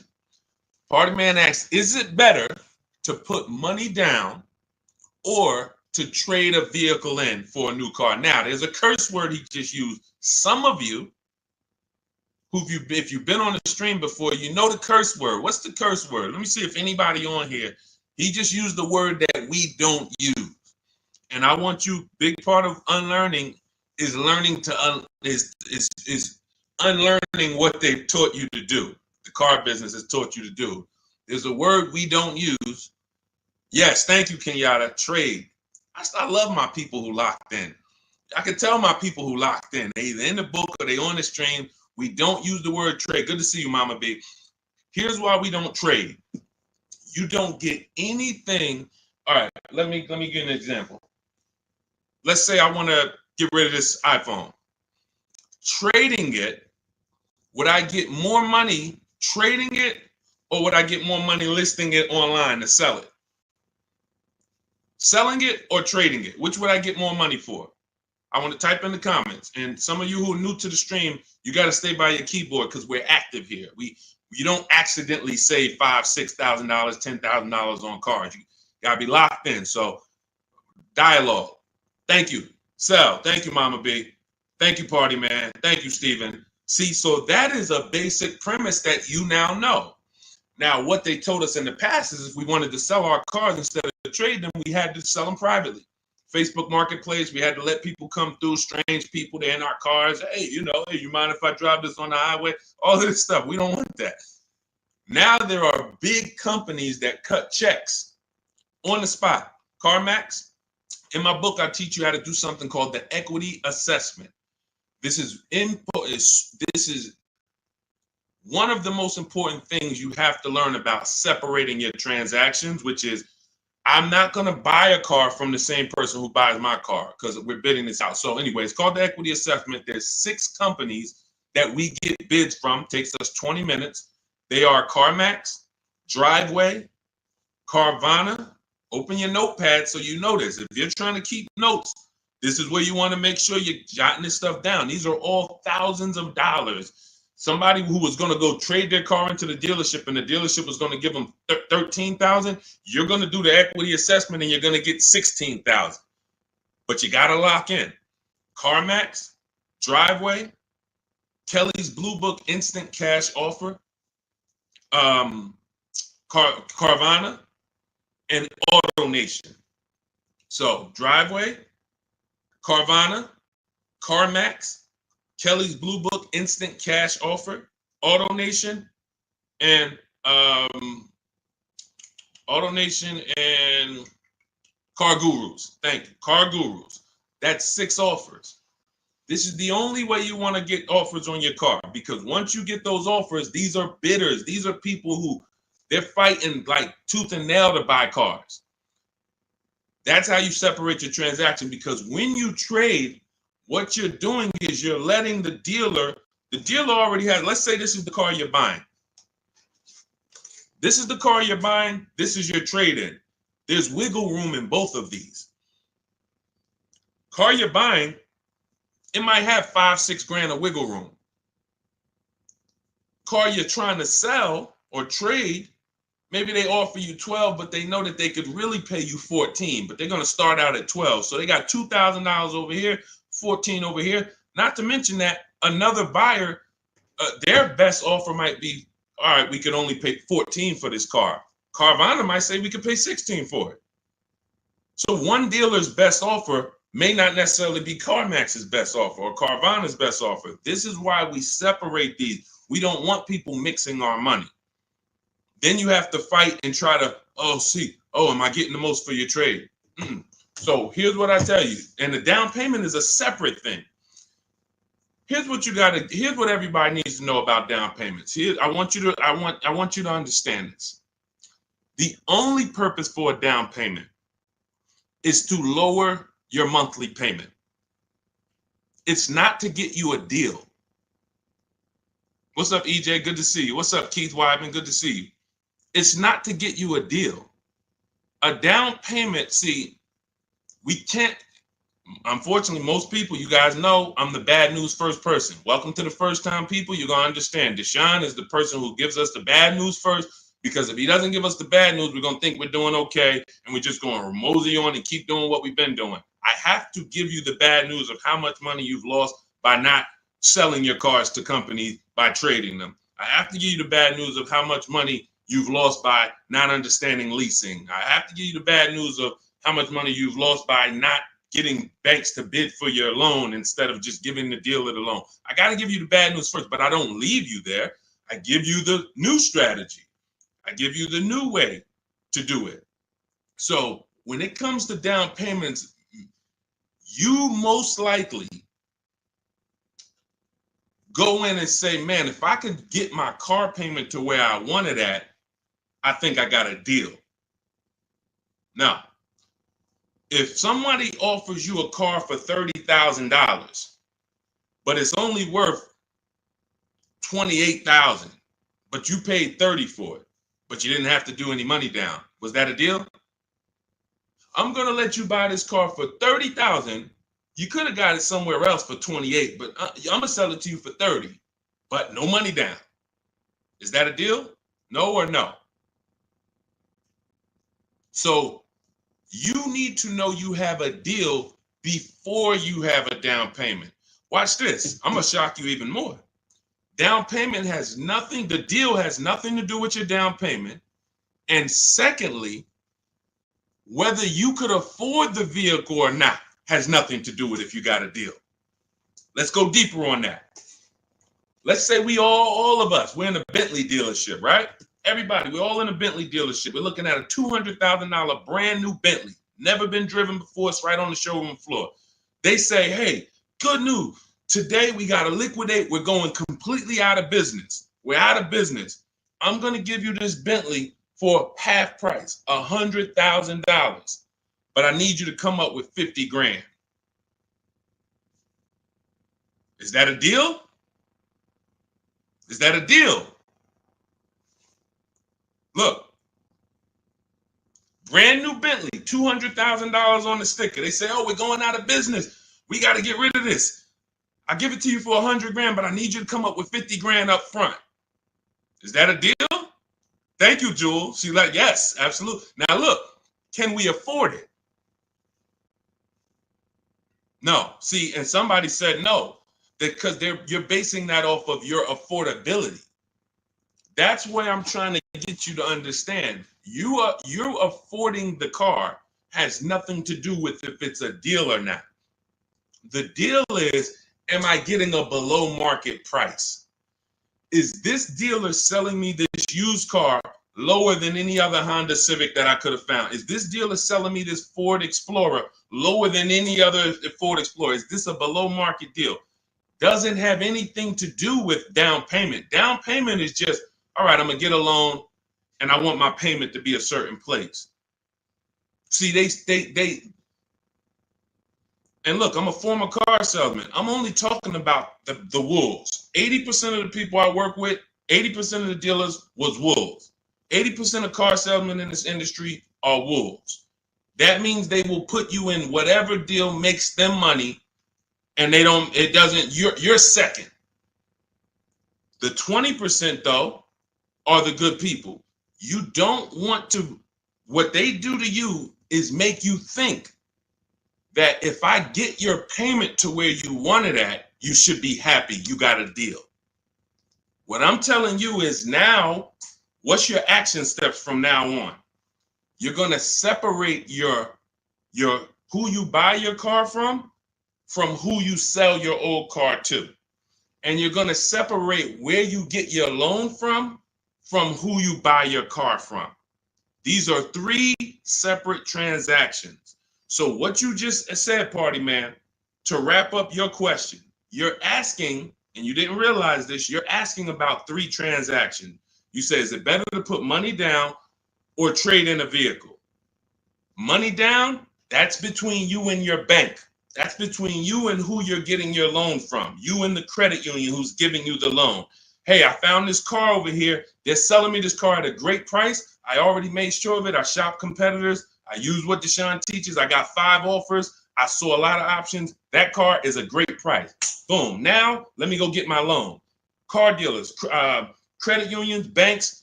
Hey, I want to buy this car over here. It's $29,000. Here's the sheet. Here's the buyer's order. All the details. What do you need? What's your rate? Now you can go to credit union. What's your rate? Bank of America. What's your rate? Hey, Wells Fargo. What's your rate? Navy Federal. What's your rate? Okay. Bank of America, you're the best. Now, what's my payment on that car? Well, right now your payment's going to be about $609 at that price, financing it with no money down. All right, I think I want my payment to be around $500. How much do I have to put down? Well, you're going to have to put down about $6,000. You're working this out with the bank, not with the dealership. If you're working out your payment with the dealership, they control your loan and the car they're selling you. Type $ if you get that. Anytime you are working out your monthly payment to purchase a new car or a used car, and the dealership is giving you your payment, you have let them they are controlling not just the car they're selling you, they're controlling your loan. We don't do that anymore. Find your car, get your loan, sell your car to CarMax, Driveway, Carvana, or one of these people. We've had hundreds of people do this. And this is how you maximize your equity. And this is how you make sure you're getting the best price. We don't mix these. Great question, David. He said, what about hard inquiries? In my book, I teach something called the bank bidding war. Now, what you've been taught, don't let a bunch of people run your credit. Do not let a bunch of car dealers run your credit. The bank bidding war, anyone who wants to verify this, you just go right to Google. Type in rate shopping, Experian. Experian's a credit bureau. They have an article, they literally have a blog post that they wrote telling you that within a certain period of time, they say 14 days to 45 days. So we do it in 2 days. When you get my book, you'll see the bank bidding war blueprint I give you, teaching you how to make banks and credit unions bid. Takes 2 days, sometimes 1 day, because we do it after we solidify our best deal on a car. Now we're getting bid. if you do it within the rate shopping window, you can have 10, 15 dealers run your credit, and it's going to affect your score like one hard inquiry. So if one hard inquiry would have dropped your score 10 points, 15 banks competing would drop your score 10 points. But what the banks want you to do is the banks want you to just hey, come get your pre-approval here. Who's realized that pre-approval is the buzzword over the last 2 years, 3 years? I'm gonna get pre-approved. Check this out. The banks are on to you. The banks are on to that. So what they wanted to do to keep you from shopping their competitors, that's the whole game. If you're not seeing it already, we're 15, 20 minutes into this stream. If you can't see, the game is from dealerships and from banks to keep you from shopping their competitors. Now, what do? Get your pre-approval here. Now, they used to offer pre-approvals with a soft pull, but now they're like, you know what? Let's start locking the people in. They do a hard pull pre-approval. Now what they give you is a check to go and shop, but you have a hard pull on your credit, which means you've already started the rate shopping window, and the pre-approval has what on it? An expiration date. What happens when that pre-approval expires? This is your credit union that you thought, this is my friend. These people are trying to lock you in and trying to keep you from competing. What happens when that pre-approval that you got that says good for 30 days expires? Got to go get another one, right? So what does that mean? Another hard pull, right? Exactly. These are the issues with the way banks want you to shop. So everything we're doing is bringing competition to our car deals. Everything we do, when we're getting bids for our car, competition. I want a bunch of people competing for the car you're selling, not trading. When we're getting bids for our loan, I want a bunch of banks competing for our rates, not just one, not just the dealership. Then when we're buying a car, we're getting multiple offers. And here's the best part, not just the money. We do this from home. We do this from home. In fact, there's no way you can do this unless you're at home. You can't do what I'm talking about, going into dealerships and banks and visiting them. How long would that take? That's why my new book is called Cars from Home. It's simple. Cars from Home. That's what you want to focus on. So, a couple things we just hit on. Party man, separating our transactions. Who you sell your old car to is different than who you're going to buy your car from, is different than who you're going to get your loan from. In each one of those three transactions, we are using online, the internet, to bid them out. Bidding out who we sell our car to, bidding out who we get our loan from, bidding out who we buy our car from. That's how we get deals like this. Some of you, if you're on YouTube, you can see this. Look, Adina got a Toyota Corolla. She was shopping for a Toyota Corolla. Fast forward, she ended up getting a 2024 Hyundai Elantra, $12K, $365 a month, no money down. You won't see a Hyundai Elantra commercial for a lease that says, hey, come lease a Hyundai Elantra, 12,000 miles per year, $365 a month, drive off. You won't see that. You'll see come lease a Hyundai Elantra, $249 a month with $3,600 down plus tax and fees. You got to put around $6,000 down and you could get a $350 payment. She did it with no money down, getting bids, staying at home, using what you're going to learn in my book, using my copy and paste strategy. Now, look, you could do it on your own. You want to call around, talk to dealerships, get prices. But here's what I'm telling you. You must shop competitors. You are not going to save the big money. You're not going to get deals like this. Look at Melissa. Equity assessment. Perfect example of someone who did a proper equity assessment. What's up, Noel? Good to see you, Noel. Nathan, good to see you, Lessa. I took possession of a 2025 Honda Pilot EXL before finalizing my lease. Look, my best offer was on my 2018 Sorento, gave me $12,000 in equity from Carvana. She didn't trade. Now here's what we do. Bonus, which she ended up winning. After she found the dealer who sold her the Honda at the lowest price, she asked them, "Can you match or beat the offer I got?" That we do. There's nothing wrong with asking the dealer, "Hey, the one you're gonna buy the car from, they won the bid. Hey, I'm gonna sell my old car to CarMax. Hey, they're giving me 12. If you could match it, I'll do it with you." Sometimes they're like, "Hey, you know what? Let's find a way to get that car."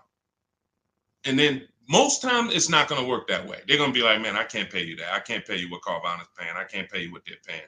That's fine. But she won.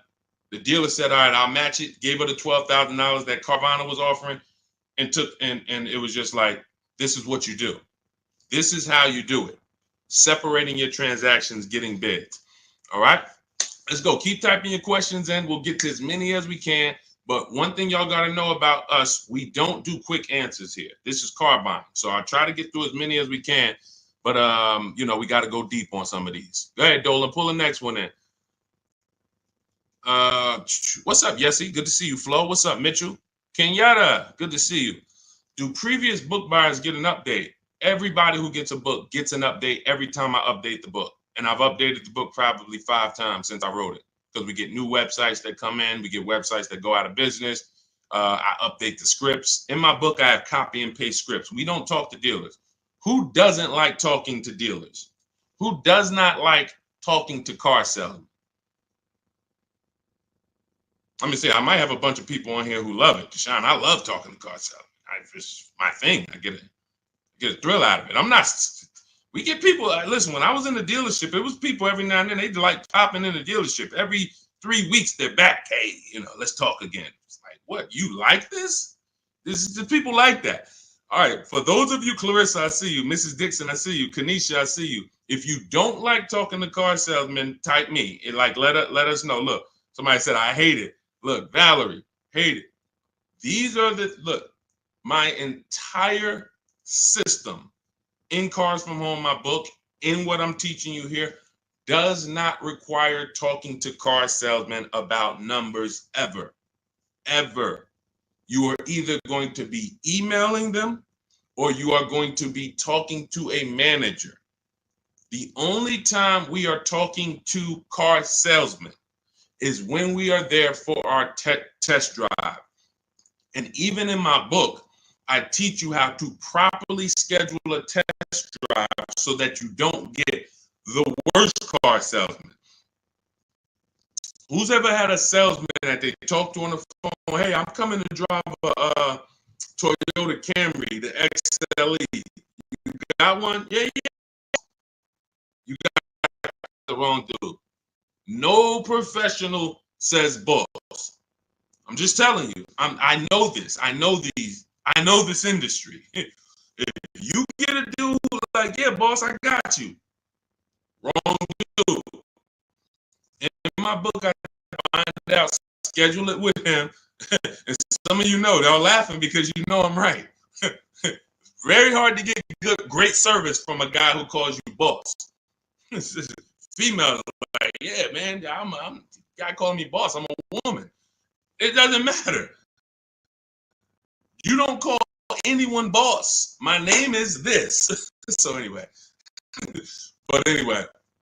when you schedule your test drive with someone who's reliable and dependable, you get there, car's ready. What do you mean we don't talk numbers there? Never. I'm shopping. In my book, you learn something called shopping, not buying. We don't mix those. You've been taught. See, you go out, "Hey, I'm shopping," deciding what you want. I'm looking at options. I'm test driving. I'm exploring. This is what shopping is. Decide, "Oh, I want to look at the colors." Okay, all right, I'm going to drive the Chevy. Then I'm going to go over shoot the Honda.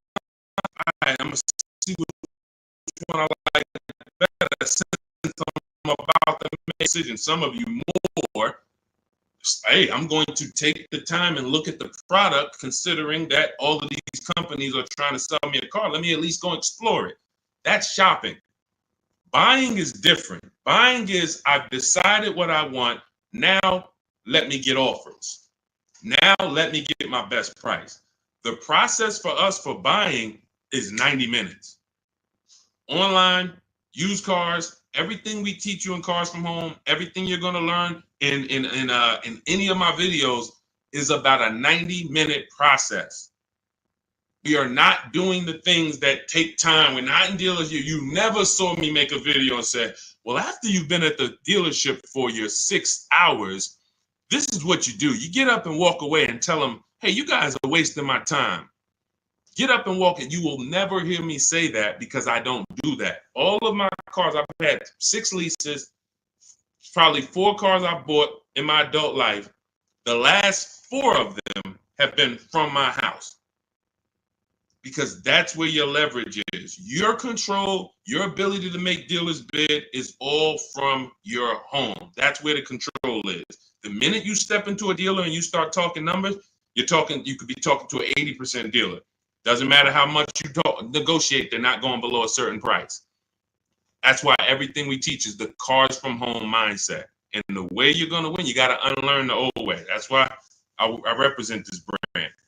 First thing you got to do if you're going to win with me is you got to unlearn. You got to unlearn. Everything they taught you about car buying, leave that at the door. Trust us, and you'll get the results. Go ahead, Dolan. But yeah, everyone who gets the book gets free updates. Anything new that happens, I just update it. As soon as you open a new file, you'll see, oh, this is a new book. Oh, this website's going. Oh, this website's added. Okay, first-time viewer, welcome. Good to see you. Is leasing a car a bad idea? Pros and cons. Oh, great question. Who's interested in finally, once and for all, knowing when you should lease and when you should buy? Type me. This is a great question. He said, first-time viewer, is leasing a car a bad idea? Pros or cons? Who's heard? Okay, I see a lot of you. Who's heard leasing? First of all, everybody, because this is about to get very deep. Can y'all keep tapping the screen on TikTok? Keep running the likes up. This is a big deal. Most of you have been taught, because I know I was in the dealership 14 years. I know you were taught never lease cars. In fact, you got big influencers that got big voices that say never lease a car. Everybody on Instagram, everybody on Facebook who shares, could you hit that paper plane or hit that arrow and share this with your friend? Because your friend is about to actually go and make a bad decision. You don't even know. God, I didn't even know you was buying a car. Well, listen, did you follow this guy, Deshone? He talks all of this stuff. Well, you didn't share him with me. I didn't know about him. Now look, this is what I'm paying. So share this with your best friend. Hit the share button because we're gonna go deep on this. So this is step 1. Step 1 in the car buying process is deciding whether you're gonna lease or buy. I see y'all running the likes up. Shout out to everybody tapping the screen. Appreciate you. Step 1, before you think about trading your car, selling your car, before you think about what car you're going to buy, before you go test drive, step 1 is, am I going to lease this car or buy this car? Why is this so important? All right, let me use something better than this. Oh, we can use this. Now, what you're looking at is what I want you to picture every time you think about buying a car. This is the unseen expense. It's called depreciation. If you buy a car today for $40,000, you don't drive it 1 mile, just park it right outside your house. Park it right outside your house for 1 year. Come back a year later. Is the car worth $40,000? Pay attention. I'm talking to the people that's locked in. Listen, you distracted. You trying to get car advice that's going to save you thousands of dollars, and then on your other tongue you watching, Dog the Bounty Hunter on the other screen. You're not going to win. I'm talking to the people that's locked in. So you bought the car. You did not drive it 1 mile. Come back a year later. Everybody said no. You lost money. You lost money. It lost money. This is the unseen expense. The first step to understanding leasing is to understand this, depreciation. Let's go deeper.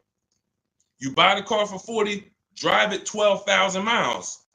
Is it worth less than if you drove it no miles? Worth less, right? Bought it for 40, drove it 20,000 miles. Worth even less, right? This is the depreciation curve. One of the biggest myths you'll hear people say about leasing is, I don't want to lease because I don't want to pay for the mileage.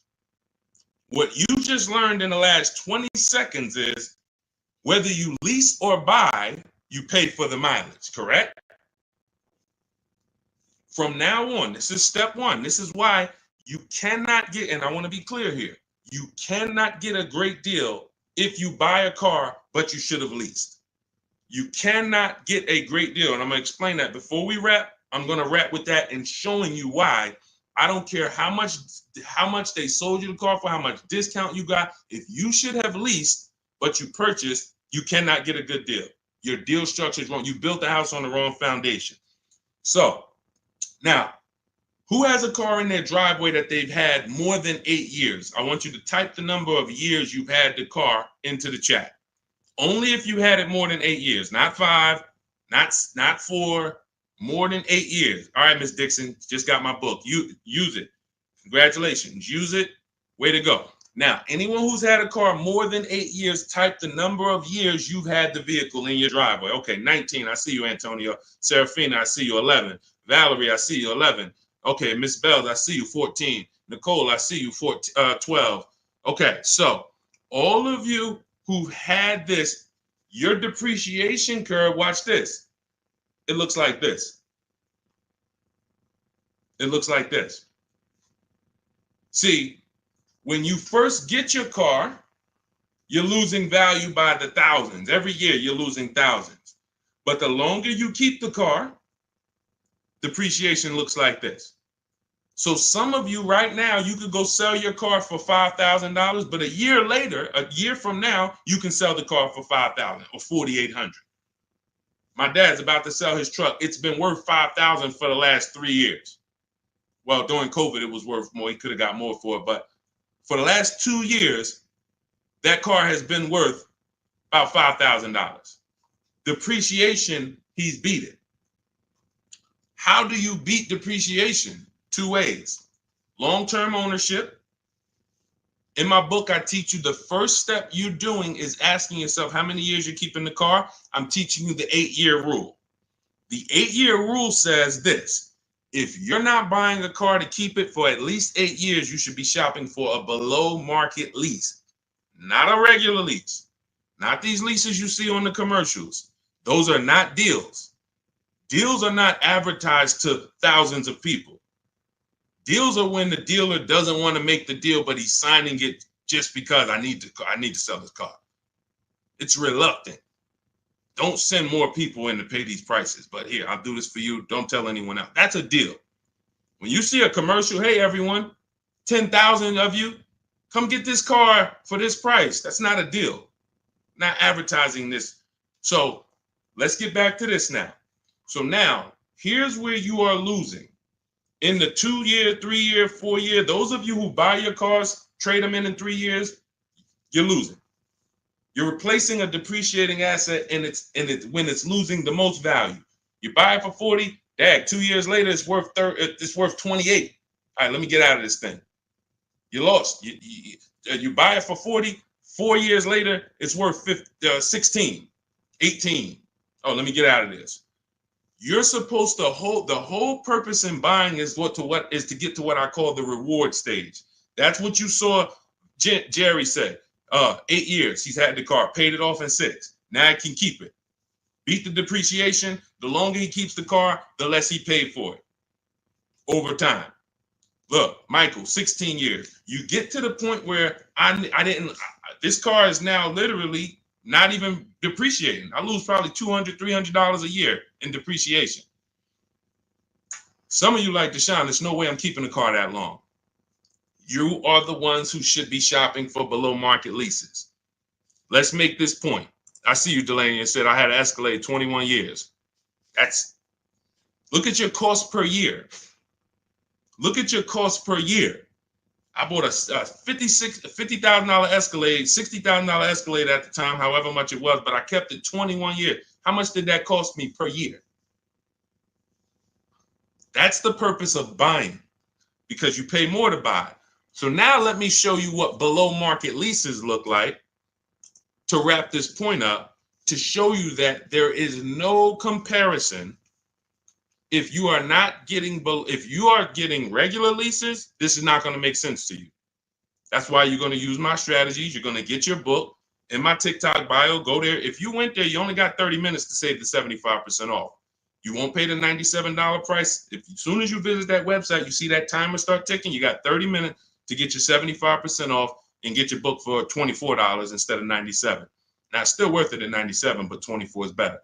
So click the picture of me in my TikTok bio, my Instagram bio, click that website, and then click the link that says activate the 75% off and get your book. You'll have everything we've been talking about and stuff we didn't have time to talk about in here step by step, and how to get these below market deals. And on YouTube, we have a comment for you, and we have a link for you. And if you're on YouTube, check the comments. If you're on Facebook, check the comment for your link. So now let me show you what below market leases look like. So you take somebody like, let's go luxury, some Teddy. Teddy is, he got a $73,000 BMW. He got it for his highest offer was $1,123 a month. His best offer was $856 a month. Well, I told you, multiple offers.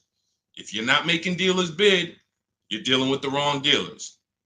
You're not, when you go and say, oh, well, they told me to lease this car, it costs $600 a month with $3,000 down. That's one dealer told you that. That's why we get 5 to 7 prices from home. So that's what's called a 1.1% lease.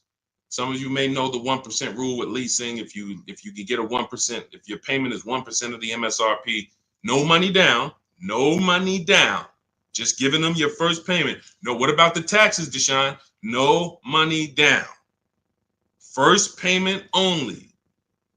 You're going to see all of these people I'm about to show you. They're not going to say, hey, and I gave them the taxes too, and it was 1%. No. All right, so look, somebody like Tope. Tope had a 1.2% lease, $690 a month on a $54,000 vehicle. Almost $55,000 BMW, $690 a month, no money down. Look, look how much she saved off the vehicle. Sitting at home. People in dealerships fighting. Come on, take off another $30. She's sitting at home. She said, look, I got $7,500 off plus another $1,000 from the dealer that bid. And every dealer is not even going to give you the $7,500 rebate. They won't even tell you. But let's go deeper. Look at Kimberly. $86,000 Maserati, $968 a month. She got $20,700 off on this offer here. $20,700 off at home. Look, you're not going to see the Maserati advertise, hey, come drive this new Maserati, $968 a month, $86,000 vehicle, no money down. You'll see, hey, come drive a Maserati, $799 a month with $5,000 down plus taxes and fees. End up probably being about 10 grand once you add it all up. Yeah, you'll see that commercial. You go sign up for that, they'll love you.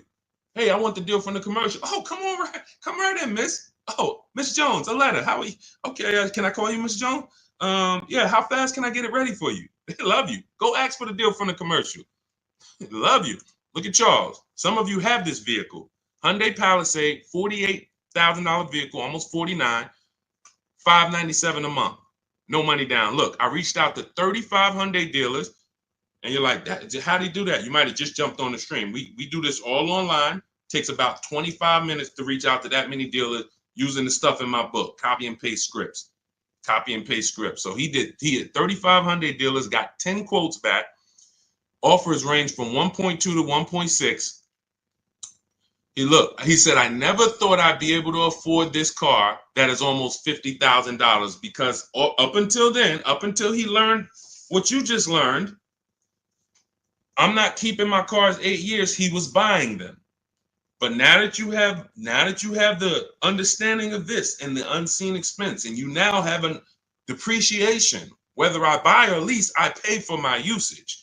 Whether I buy or lease, if I drive 20,000 miles, it costs me. Which one's going to cost me less? And when you get below market leases, it costs you less. Or when you do like what we spent time shouting out Michael and Antonio and Serafina and Valerie and all of them. So you're either going to go the long run, the distance, get your deal, keep it till the wheels fall off. That's how you're going to beat depreciation, or you're going to get below market leases. But now, $48,000 vehicle, $597 a month, a $50,000 vehicle. This would normally, and let me ask you guys this. Some of you know, every $5,000 on a car loan is about how much per month? So we can show everyone who doesn't know this how much if he had bought this car, and this is the reason why he said, I never thought I'd even be able to drive this car. Every $5,000 per month on a loan, on a vehicle, is about how much per month? Let's see if anybody's tapped in. Every $5,000. Thank you. Yep, you got it, Zully. $100, $100. Great job, Clarissa. Shout out to the people that's tapped in. I love the people. I love when y'all show me, man. Look, Deshone, I'm tapped in, man. I don't care about anybody else, man. I'm watching my money. I gotta pay attention to this stuff. Yep. Thank you, Aletta. $100. The Bush, $100. So now this is how, when you look at a $10,000 car, you should think $200 a month. $20,000 car, $400 a month. $50,000 car, okay, that's $1,000 a month on a 5-year loan. That's what should come into your head. That doesn't mean, hey, I might be able to get 5,000 off of it. I might be able to get 8,000 off of it with my best deal. I might be able to get 10,000 off. That has nothing to do with it. I'm talking about just when you look at the car and you say, okay, around about how much is that going to cost me? 50,000. That's about $1,000 a month. 5-year loan. 6-year loan, yeah, all right, it'll be a little less, but we don't go longer than 6. And when you go in, and some of you, you've done this, you go in and you look at that $50,000 car and you say, man, get me the 600. Can you give me the 600 a month? Yo, okay. And next thing you know, you're in a 9-year loan and you don't know how you ended up in a 9-year loans because you went in saying, hey, get me the 600 a month, not knowing that car is $1,000 a month. So this is why we have. So going back to Charles' Palisade deal, that Palisade with no money down would have cost him $1,000 a month, 5-year loan. If he stretched it out to a 6-year loan, maybe it cost him $920. Not he's paying $597. What's better coming out of your bank account every month? $597 or $900? Imagine pulling up to someone, you're Charles, right? You pull up in your brand new Hyundai Palisade, they pull up right next to you in the same Palisade. Both of you did 2 no money down deals, and you look at each other and say, oh man, we got the same truck. Yeah, man, I just got mine. Oh man, how much you paying? Yeah, man, I know this expensive. You know it. You know this expensive, man. Yeah, I'm right about. I'm close to $1,000 on it, but I no money down though. No money down. How much you paying? Oh no, I'm paying $597 for this. Oh, you had to put a lot of money down. No, I didn't put no money down. Wait, how you get that? Oh, I leased this. I drive it for 3 years. Give them it back. Go get something else. Oh, see, but see. You know, after 6 years, I'm gonna own this. And man, I gotta laugh because this is I gotta laugh to not cry about. This is what people do. This is what I'm trying to get people to understand about leasing. All these people that told y'all don't lease, they cost y'all money. They got y'all driving these older cars or these cars that are super expensive because you just thought, man, I had to buy the whole car. You done put 10 grand down, 15 grand down. And you're like, man, all right. And here's the thing. It wouldn't be bad if you were keeping the car 8 years. Because after a while, you get to this point, you kept the car, the depreciation cools off. You're like, okay, I kept the car long enough. Let me go and sell it and let me get something else. 8 years is the minimum. But the problem is when people pay those, that dude is like, yo, I'm paying $1,000 a month to drive this Palisade. Okay, but I'm gonna own it after 6 years. But then about year 4, what happens? What happens when he has it about 4 years? About 4. Look, the warranty done expired. Now something done went off on the thing. This is not people who are what we call keepers. These aren't people like Valerie and like the people we shouted out. These are I'm talking to you that are stuck in the middle. You know you don't keep cars 8 years, but you go in and you buy them. You take out 6-year loans like you plan on paying them off, or like you plan on doesn't matter. You are losing in depreciation because you keep the car, you buy the car here, as soon, right before the depreciation starts to cool off, you go and flip it and go do it again with a whole nother car. Pay a whole, let me ride that wave again.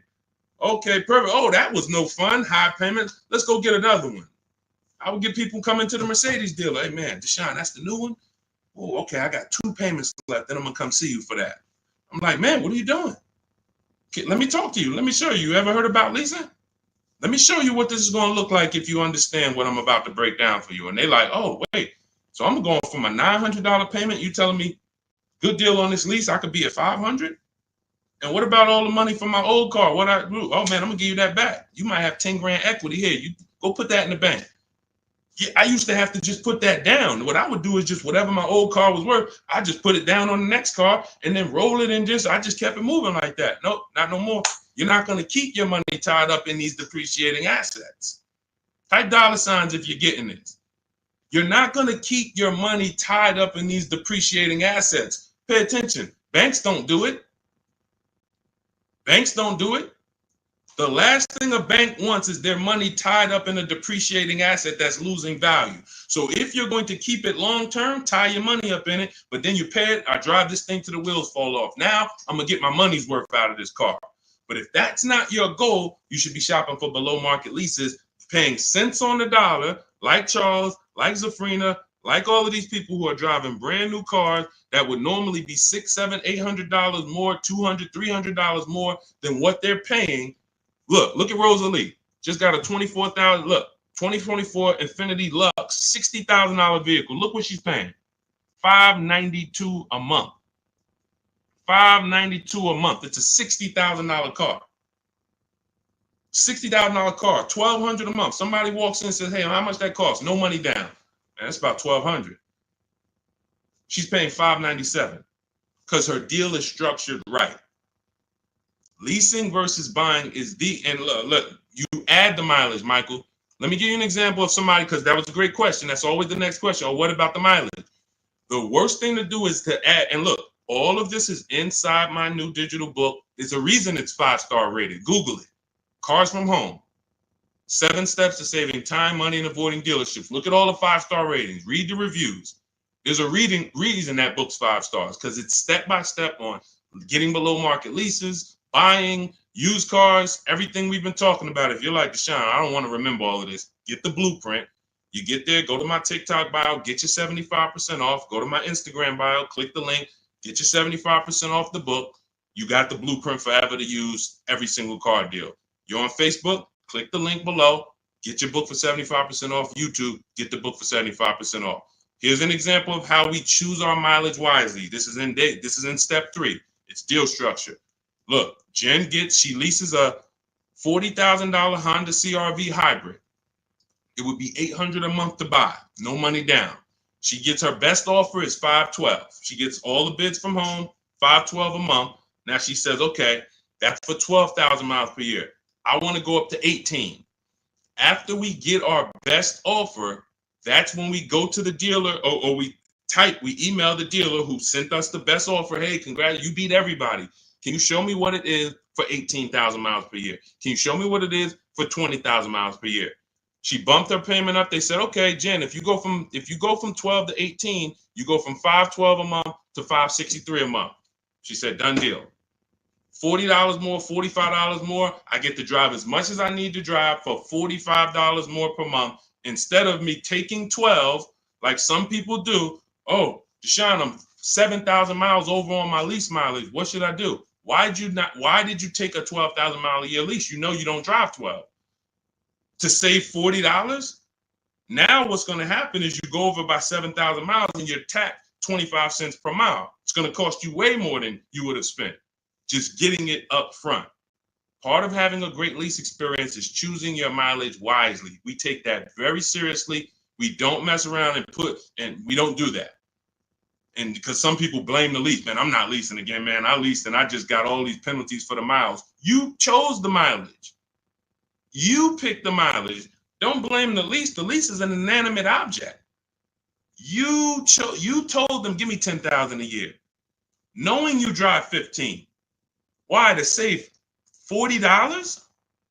Now you got a bad lease experience. You could have had a brand new car, great experience, always under warranty. If you would have just did what Jen did, adjust my mileage, give me what I need. So this is how you do it. There's no way you can get a great deal if you purchase, but you should have leased. It's no way. The numbers are so far apart. It's no way. We just broke down. Somebody pulls up in a $1,000 payment compared to somebody with a below market lease. It's a $550 payment. We are so far apart. It's going to take you years to catch up to me because I'm saving $400 a month less than you. That means next month I'm up $800 on you. 3 months I'm up $1,200 on you. If my payment for the same car is $400 a month less than you because you decided to buy and I'm leasing and we're driving the same car, $400 times 12 times 4, $4,800 a year is in my bank account and it's in your car. And we have the same car. Deal structure. So we already hit on, if you just jumped on, we are very big on helping you get to where you need to be. You're either going to be a long-term person. We shouted out all the long-term people. Thank you to everyone who participated. Y'all helped us prove the point. And you can mix it up. One car you might buy, hey, my wife loves keeping cars. We're going to buy her car, keep it for 9, 10, 12 years. But hey, my husband, he doesn't really keep cars more than 6 years. We're going to lease his. You can mix it up. But you need to know when to pull these things out your tool belt. It's beautiful. And we don't buy leases at the end. Muzz, we don't buy leases at the end because all you're doing when you're buying a lease is buying a used car. That's it. So when you're buying your lease, you're buying a used car. You're making a decision. I'm going to buy a used car. The only difference is it's my car. That's it. There's no difference. You can overspend for your lease. There's tons of people who buy their own leases. They never even check the market to see that the price they're buying that lease for is not worth it. The $19,000 they're buying that lease for, the $24,000, whatever, they didn't even do a market analysis to see, wait, this is not even a good price to buy this car at. But what you're doing when you're buying your lease is saying, I'm going to buy a used car. Instead of leasing and driving new cars, I'm going to buy a used car. And if you're going to keep it another 8 years, God bless you. Do it. If you're not keeping it another 8 years, you are throwing money out the window because you're going to lose on depreciation. And let me end with this is big. The only people I know that will come into the Mercedes dealer and I look at them and they'd be like, okay, I want to switch this car out. And I look at it and I can see it's not too old. Say, all right, what year is that? Okay, so it's about 5 years old. Yeah, okay. How long have you had it? So I had it since it was new. Now, if somebody said to you, everybody, I want you to answer this. If you saw somebody come in and they had a car, was about 5 years old, and they said they've had it since it was brand new, would you think that car is almost paid off or paid off? Somebody comes in, you see they got a 5-year-old car. You ask them how long they had it. They say, since it was new. Okay, you've had it 5 years. Shouldn't that car either be paid off or almost paid off? Thank you, Antonio. Yep, thank you. Now check this out. These are the only people this happens to. So I could already tell when a person will walk into the dealership, they don't understand leasing because you're already in here replacing a car that you've only had for 5 years. I'm going to show you how, had you leased that car, you'd have thousands more in your bank account right now. And that's what I'm going to transition. That's what Melissa did. When you saw her say, hey, I leased and then I sold my Kia Sportage, she learned the 8-year rule. Step 1 in my book. I don't keep cars 8 years. I'm going to lease. She sold her old car, did the equity assessment, made $12,000, put it in her bank account, leased her new car, no money out of pocket. This is the same thing I'm about to tell this person. But I need to find out how much they owe on that car. Again, we all agreed the car should almost be paid off or paid off.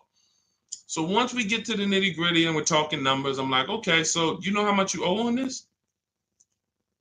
First bad sign. Nah, I haven't checked. Okay, that's a problem. But it also could be a good problem. It could be, hey, I haven't checked. I've just been paying it, man. I might owe like another $5,000. Okay, no problem. We'll call the bank. We'll see. I have the used car manager look at the car. I'm like, okay, I'm going to tell this person about leasing because they obviously, I asked them, they're not going to keep the next car more than 8 years. They're going to do the same thing. Perfect. We ought to plan, make the customer happy. They're going to love it. They're going to love the low payment. They're going to get the car they want, hundreds less than they thought. This is going to be great. Big check coming back to them. Beautiful. Used car manager says, all right, that car is probably worth about 18. Perfect. I go back to the customer. He doesn't know what he are. Calls the bank. Hey, yeah, I'm calling for Mr. Johnson here. I need the payoff on his 2019 whatever. Okay, yes, the payoff is $19,100. 19,000? What do you mean? I said, look, Mr. Johnson, they're saying you owe 19,000 still on this. Oh yeah, I said, I told you I hadn't checked. Hold on. Didn't you tell me you bought this? You bought this new? You had it since it was new? You've had it 5 years? Yeah. Oh, but you know what? I had leased it for 3 years and then I bought it at the end of the lease. That's the culprit. Because you leased the car for 3 years, and then to get a payment similar, you usually have to take a 5 or 6 year loan. Most people, when they buy their lease out, they take a 6 year loan because they like the payment. You leased it for 3, bought it for 6.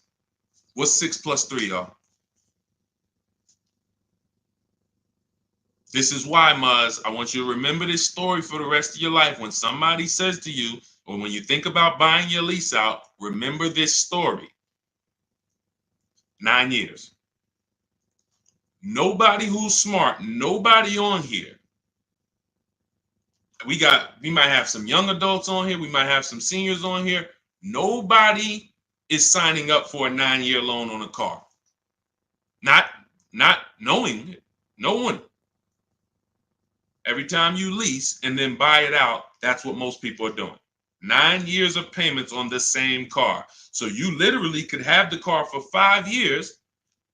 We call the bank to see how much you owe. You still have 4 years of payments left on the same exact car. That's why it's one of the worst things to do. And you're not even happy about it because it's like, oh man, I've had this car for a while, man. That's why buying your lease out, hey man, I was just trying to ride the market out. I wasn't ready to shop, so I just bought the lease out. Bad idea. Bad idea.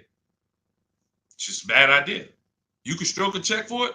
Possibly. But I would always shop for a new lease because, again, like I started the story with, when you buy your lease, you're going from a lease, driving new cars. If you're getting below market deals, like you're going to learn in my book, you're driving it for cents on the dollar, and then you're switching to a used car purchase. These are two totally different mindsets. Yep, you lease new cars, Marty. Two totally different mindsets. Buying a used car, you should be somebody like the people we shouted out earlier, the keepers.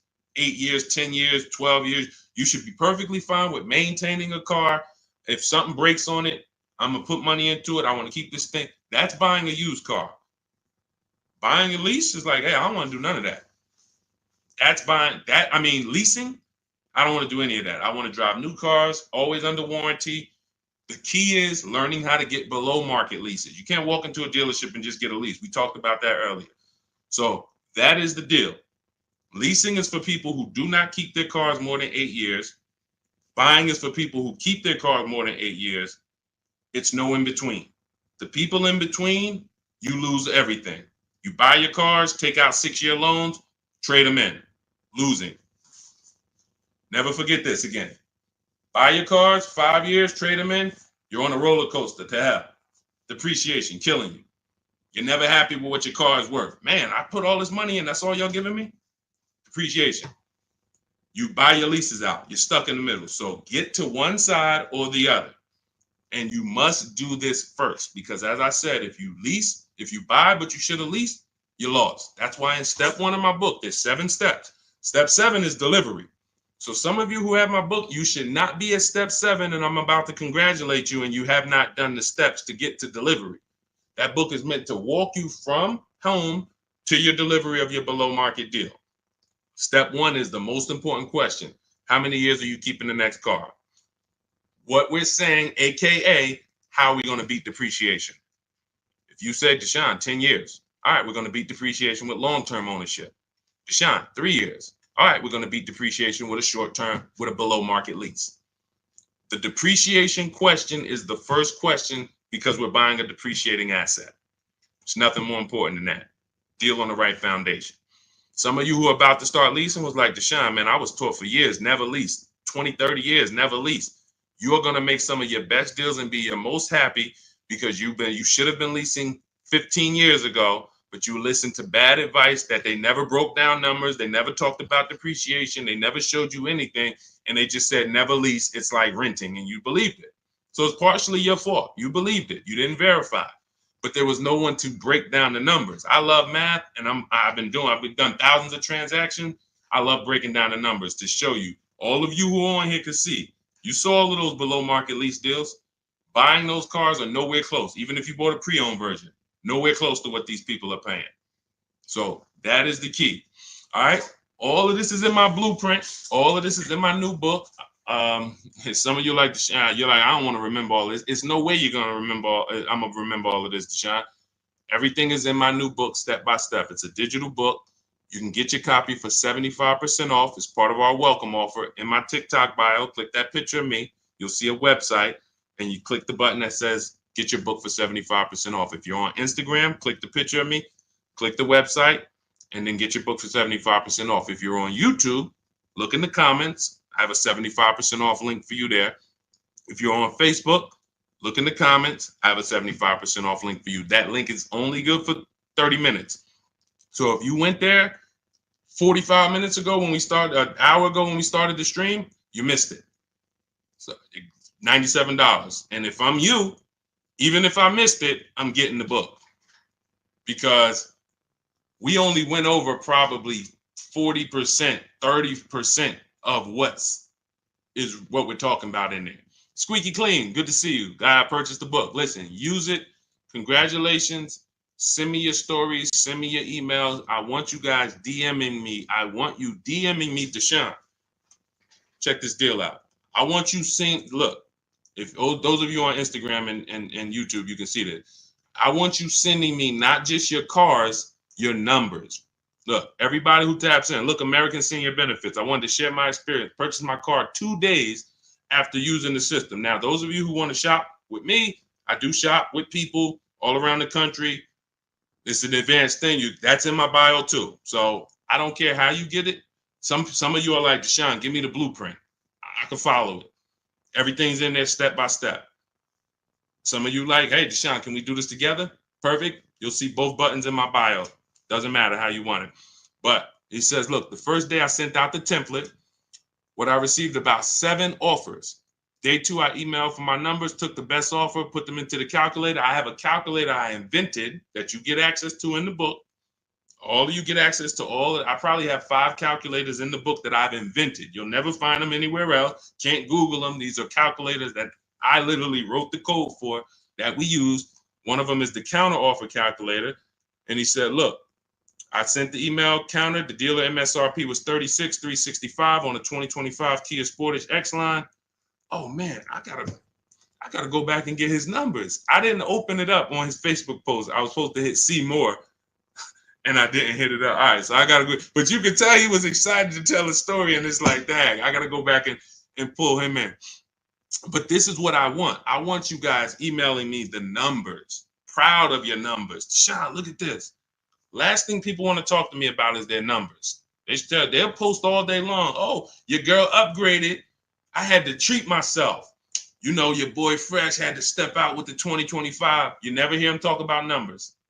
You'll never hear us. You'll never say, oh, y'all won't believe the price I got for this. You'll never hear that because they're ashamed of it. They're embarrassed by it. If they ran into me and I said, hey, yo, you got your contract on you? You got your purchase order? Oh, yeah, let me look at this. They'd be like, man, they'd be over there sweating like, all right, Deshone, don't tell. I know I did bad. I've had people say that to me. You know, man, I know I did bad. I'm like, listen, man, don't beat yourself up. I just want to see you do better. I want you knowing, why would you go work hard and then go get this beautiful vehicle and not have the confidence to know you paid less, the lowest price you could have? You shouldn't be ashamed. This is a treat to yourself. But because you didn't know how to shop, you're ashamed. Or we're not doing that no more. You're gonna know how to shop. You're gonna be emailing me, Dad, Deshone, I got 6 offers. Deshone, I looked at all these pre-owned cars. The dealer that had the best one, I saw all the service records. I saw the true value discount. I got the price of it when I was new. It was no bogus. It was an hour and a half away. I had to drive an hour and a half away to get it. But look at what I got. And then I let the banks bid. And then, you know, my credit union, you're gonna be like, numbers. You're not gonna be thinking about cars. You're gonna be just as excited about the deal you got as the car you got. That's where you're going. So shout out to everybody. Valerie, the link is in my TikTok bio. You got to click the picture of me, and then you'll see a web link right there. Click that link, and then you'll see a button that says 75% off new book, 30 minutes. Okay, same thing with Instagram. The link is in my bio. Instagram, TikTok, the link's in my bio. On Facebook and YouTube, the link is in the comments. So grab your copy, get there before the 30 minutes runs out, so you can get it for $24 instead of $97. All right. God bless y'all. I will see y'all soon. All of that is answered in the book, Squeaky Clean. Don't worry about that. We protect credit. And you might have missed the segment where we were talking about the bank bidding war. All of this we do. You don't give. See, part of what we didn't even get this. Part of what you need to learn is you don't give dealers quotes. You don't give dealers credit to get quotes. We couldn't even go into that. Credit is not in my templates. We never give dealers our credit to get quotes. That's what the 80% will tell you, though. Hey, Jim, we can't give you credit. Yeah, just fill out this credit app so I can give you a quote. They lock you in. We don't do that. All of that is explained in the book. All right. God bless you. I will see y'all in the next stream. Everyone who got your book, send me your success stories. Go out and be empowered. Go out and win in this world, and make sure you send me your results. All right. God bless you.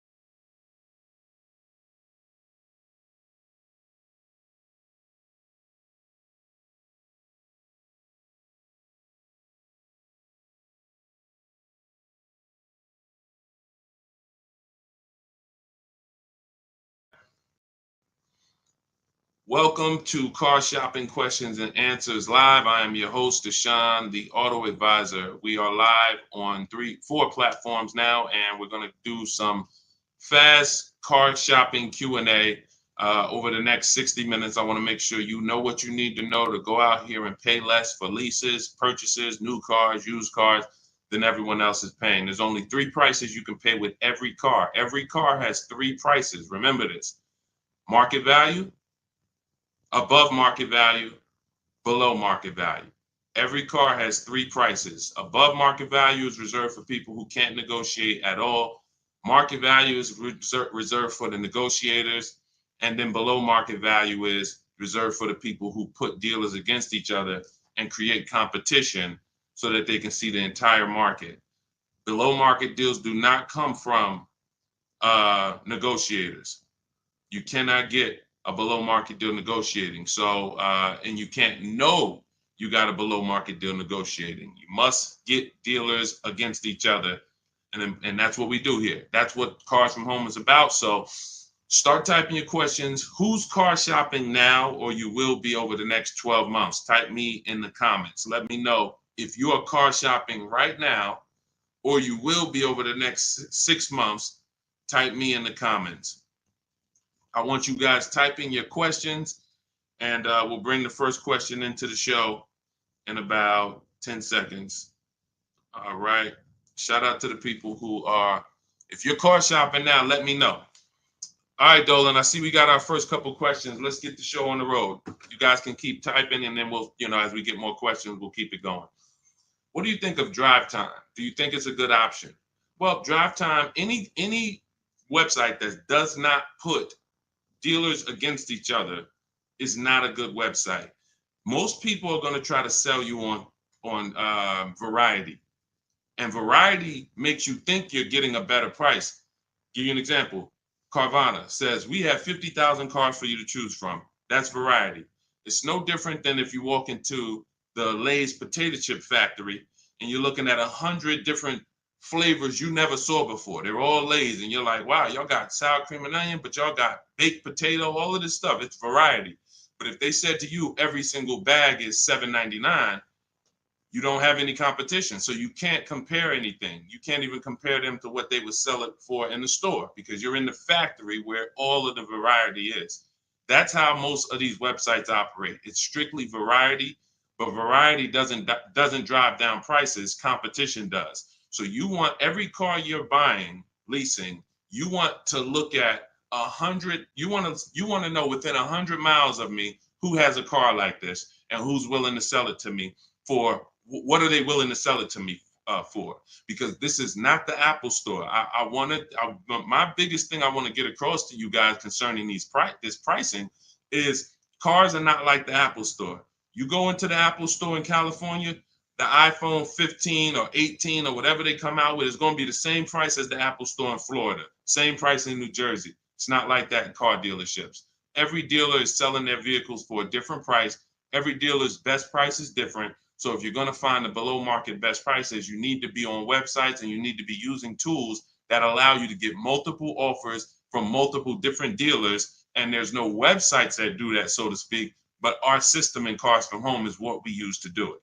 We're going to get multiple offers, look at all the used cars within 100 miles, screen them down, see which one is the below market lease, the below market deal.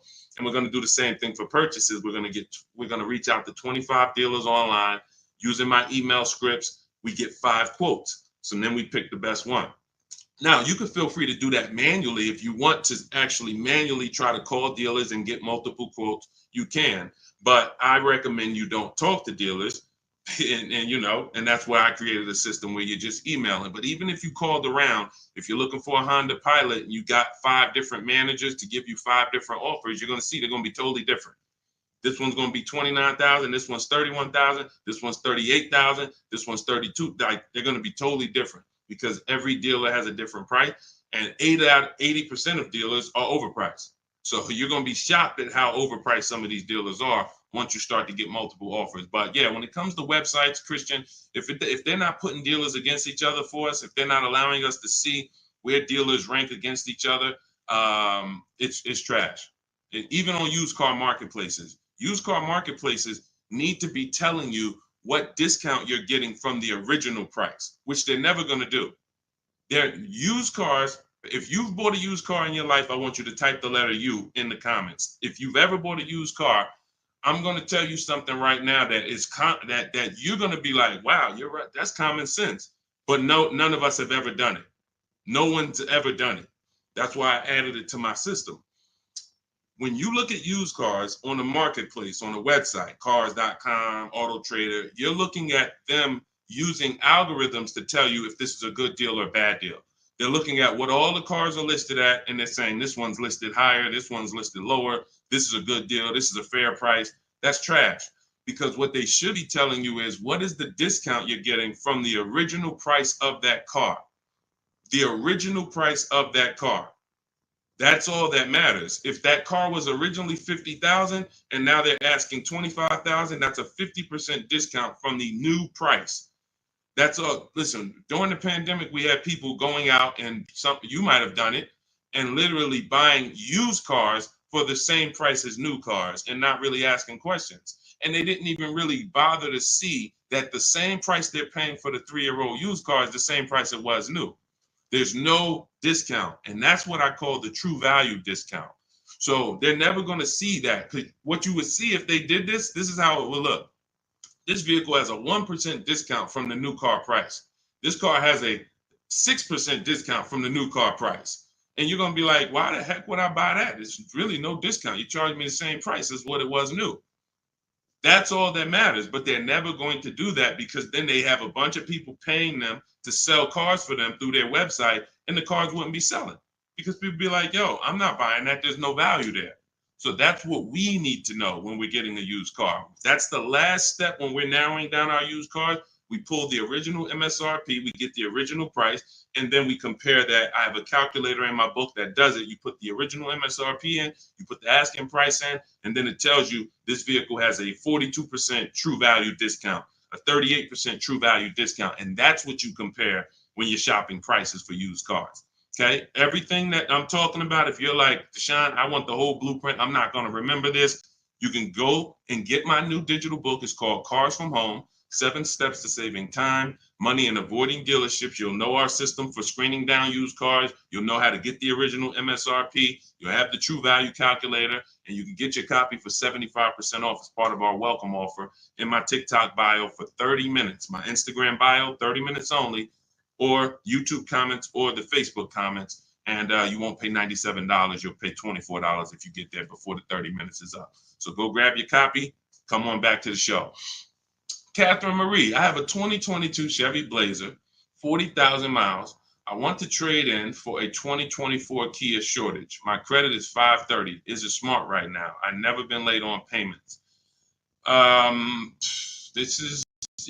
Smart is relative. Why are you doing it? If you just got a vehicle, you're right now driving a vehicle that it's depreciating like this. Whenever we get into so she used a curse word too. A lot of you know, if some of you may know if you've been on a stream with me before, what's the word she used that we don't use here? Some of you may know. I'm not, Catherine, you're new to the stream, so you don't know, but you're about to find out that there's a word. Let me see if anybody gets it. I'll tell you in 3 seconds. Okay. Trade. All right, trade. Why don't we use the word trade? Because you don't get anything, you don't get the value, the maximum value for anything trading it. So if I wanted to get rid of this phone, it's an iPhone 14, would I make the most money trading it, or would I make the most money selling it online on the open market? Would I get the most money trade or sell? Type into the comments. Y'all know, listen, I need you to lock in. Let's go. You know, the people who win with us are the people who are locked in. The whole world wants to distract you and have you focused on all of these things. None of this stuff is going to keep money in your bank account and make sure you're keeping thousands of dollars. You're paying thousands of dollars less. So lock in, focus, exactly. Trade. No, not WW. No, not trading. Yes, body, sell. Yes, open market. Exactly, Shiva. You're going to make the most money selling something on the open market, not trading it. So when in the past we used to have to, sell our cars on Facebook. We don't have to do that now. There's big companies that make us cash offers for our cars that literally write us a check the same day. CarMax, Driveway, Instant Kelly's Blue Book, Instant Cash Offer, Carvana, Auto Nation, and Car Gurus. That's 6 offers. CarMax, Carvana, Driveway, Kelly's Blue Book, Instant Cash Offer, Auto Nation, Car Gurus. 6 cash offers that we get in 20 minutes. This is in step 2 of my shopping process. This is called the equity assessment. Before you can go into your next car, you want to see what is the maximum value I can get for my current car or my current lease. Can I sell my current lease and make $3,000, $5,000? And if you didn't know you could sell a lease, type a question mark, because if you didn't know you could sell a lease, how much has that cost you already? Just not knowing that you can sell leases, just dropping them off to the dealership. And if there's $2,000, $3,000, $4,000 of equity, or like in the pandemic, some of us had 10,000 equity, 7,000, you're just giving it back to them, and you're wondering why they're saying, "Oh, good news, we could get you in this new car with no money down." That's because you have equity that they're most likely using for your car, because you don't know how to assess your own equity. So we do this ourselves. So when it comes to your, to me, you look like a lease person. You have a 2 to 3 year old vehicle right now that you're already replacing, and you should not be swapping cars. You're going to have a ton of negative equity, because unless you're putting big down payments down, every time you trade these cars in, Catherine, you're just moving all of the baggage from the old car over to the new car. And so you should be leasing, but you're buying. Buying is for people who are going to buy their cars and pay them off and then keep them until the depreciation doesn't look like this anymore, because this is normal depreciation. This is why you buy a car for $40,000 and in 5 years it's worth $18,000 or $16,000. That's called depreciation. So, but you get to a point when you own a car where your depreciation looks like this. Your car, this is around 8 years. Now, your car today might be worth $10,000. Next year, it's worth $9,800, $9,200. It's not losing that much value anymore. But if you're not buying cars to get to this space, you're throwing money out the window, because you're losing thousands in depreciation. And then what you do is you're riding that sliding board of depreciation down to the bottom. And as soon as it's about to cool off, you say, "Oh, let me go get another car and let me ride it down to the bottom again." So you're literally replacing your vehicles in the point in time where you're losing the most money on the vehicle through depreciation. That's why you should not be buying. So now your credit is not in a place where you can lease. So what should you be doing? Building up credit to go into a lease. It's very simple. If I needed to lease, because leasing is going, and you'll see, we'll go over this in the stream. Leasing saves you a lot more money. For $530 a month, we got some people driving $40 and $50,000 vehicles, brand new with no money down. For those same payments, you're driving a vehicle that's less, but it's bigger than the payments. It's more about you not tying up your money in cars. That's what a lease is about, because you don't want to tie up money in a depreciating asset unless you're going to keep it a long time, long enough to let the depreciation cool off. You're tying up all of that money. It costs a lot to buy. A $25,000 car is $500 a month on a 5-year loan. Meanwhile, like I said, $500 a month on a lease, depending on the car, can get you a $40,000 car or a $50,000 car. You don't believe what I'm saying? Look at Zafrina. Zafrina is paying $579 a month. She's driving a $65,000 car, $65,000 Jeep Grand Cherokee. Look, this is $512 a month, a $40,000 Honda CRV. This was Jen's best bid. Now, these are not regular leases. These are what are called below market leases. So these don't, I know what you're thinking, Deshone. I saw the commercials. They all say you got to put money down when you lease. All of that is a commercial. Those are not deals. So the point is, what you got to understand, Catherine, is your first thing is to see is to determine why you're buying. And if I'm you, I'm staying in that car, and I'm getting my credit to the point where I can lease. You got a nice car, you have a solid car. You're going to switch that into a Kia. Your payment's going to go up, because if you go from that to a finance, another purchase, your payment's going to go up. You're going to have negative equity, and you're going to be no closer to leasing. So if you've never missed a payment, then you should be focused on getting your credit to about a 660, so that you can go. If you get to a 640 with a good payment history, you should be able to flip out of that Chevy Blazer into a brand new lease, and you can actually save money.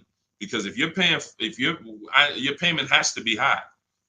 For a 2022 Chevy Blazer, you financed it, your payment has to be high. That's a $40,000 vehicle. So I'm guessing your payment is around like $700-800 a month. Depends on if you put money down, but you could be driving so much better car than that, or you could have a lower payment. So it's but you got to get your deal on the right foundation. Leasing is the foundation. Go ahead, Dolan. Leasing versus buying is the foundation. Most people are overpaying strict. It's not just they don't know how to make people bid. It's literally their deal is on the wrong foundation. They should be leasing, but they're purchasing. That's the problem. Negative equity all day long, high payments. They just always have them. What about with a low credit score? What is that? You're gonna have to. I need more info than that. I need more info than that. Like, relate that to your question. Are you trying to buy? Are you trying to lease? Like, what is? Give us a more detailed question, Santiago. Go ahead, Dolan.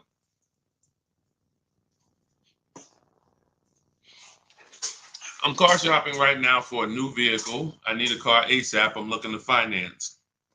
Okay, so first thing to determine is, do you have a current car?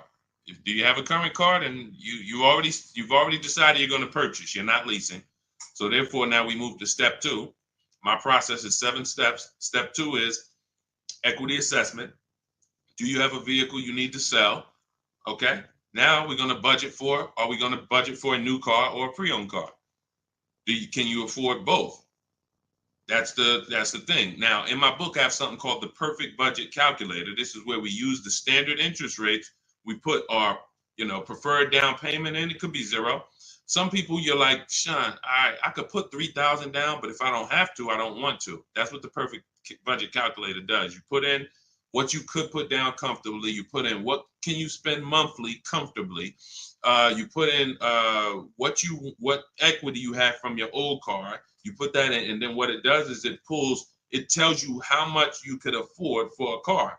Could be 22,000, but you get multiple goals, because what you got to understand is, if I spend $400 a month for a 5-year loan, that's less money than if I spent $400 a month on a 6-year loan.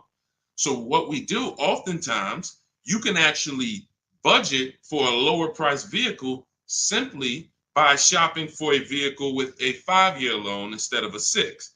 So yes, my budget might be $400 a month, but for how long? So the perfect budget calculator gives you multiple goals, because you got to decide, what can you afford? Can you get everything you want in a new car at your budget? You said I'm shopping for a new vehicle. Can you get everything you need in a new vehicle for your budget? If not, then you got to go pre-owned. And then now what you're doing is you're going to the market and if let's say you're shopping for a new vehicle, because you said I'm shopping for a new vehicle, what we would do is we're separating the finance from the purchase of the car. See, because I could already tell by your statement, you're going to go in mixing them. And what I need you to get is, you're giving dealers, anytime you buy a car from a dealer and you give them a loan, you get your loan from them, you've actually given them 2 transactions. You've given them 2 transactions. Buying a car from a dealership is one transaction. Getting a loan from a dealership is another different transaction. And you're never going to get the best deal doing that, because you're not bidding out the loan. What we do is we bid out everything. Every part of our car buying transaction, we're bidding it out. So we're bidding out, let's say you're searching for a new Honda Civic. Okay, there's 25 Honda dealers within 100 miles of me. I'm talking to all of them online. You use my way, you're doing it by email, copy and paste. You do it your way, you can call around, ask for the managers.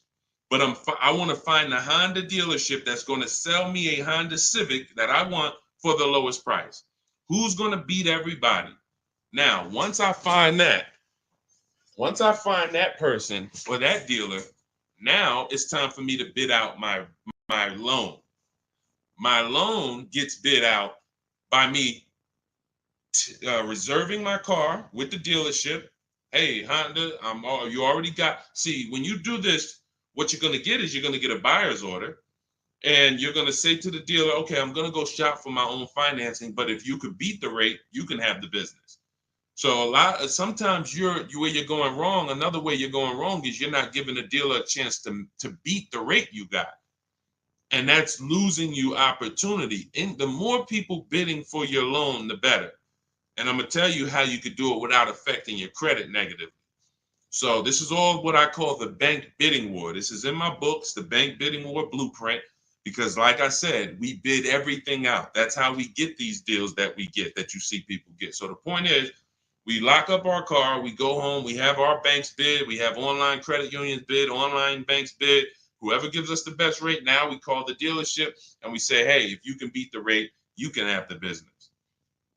See, if you, it doesn't have, you never want the dealer telling you what your payment is going to be. Your payment is between you and the people giving you the loan. But because you mix those transactions, you don't realize you're giving the dealer maybe $5,000, $7,000 of negotiating room in the car you want to buy. And then you're giving them another $3,000 of negotiating room in the loan.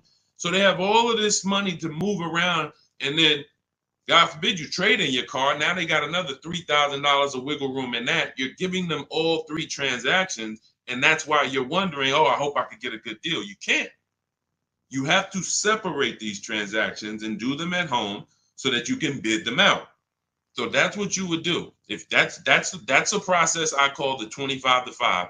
And as you can see, you don't need a lot of time to work our system.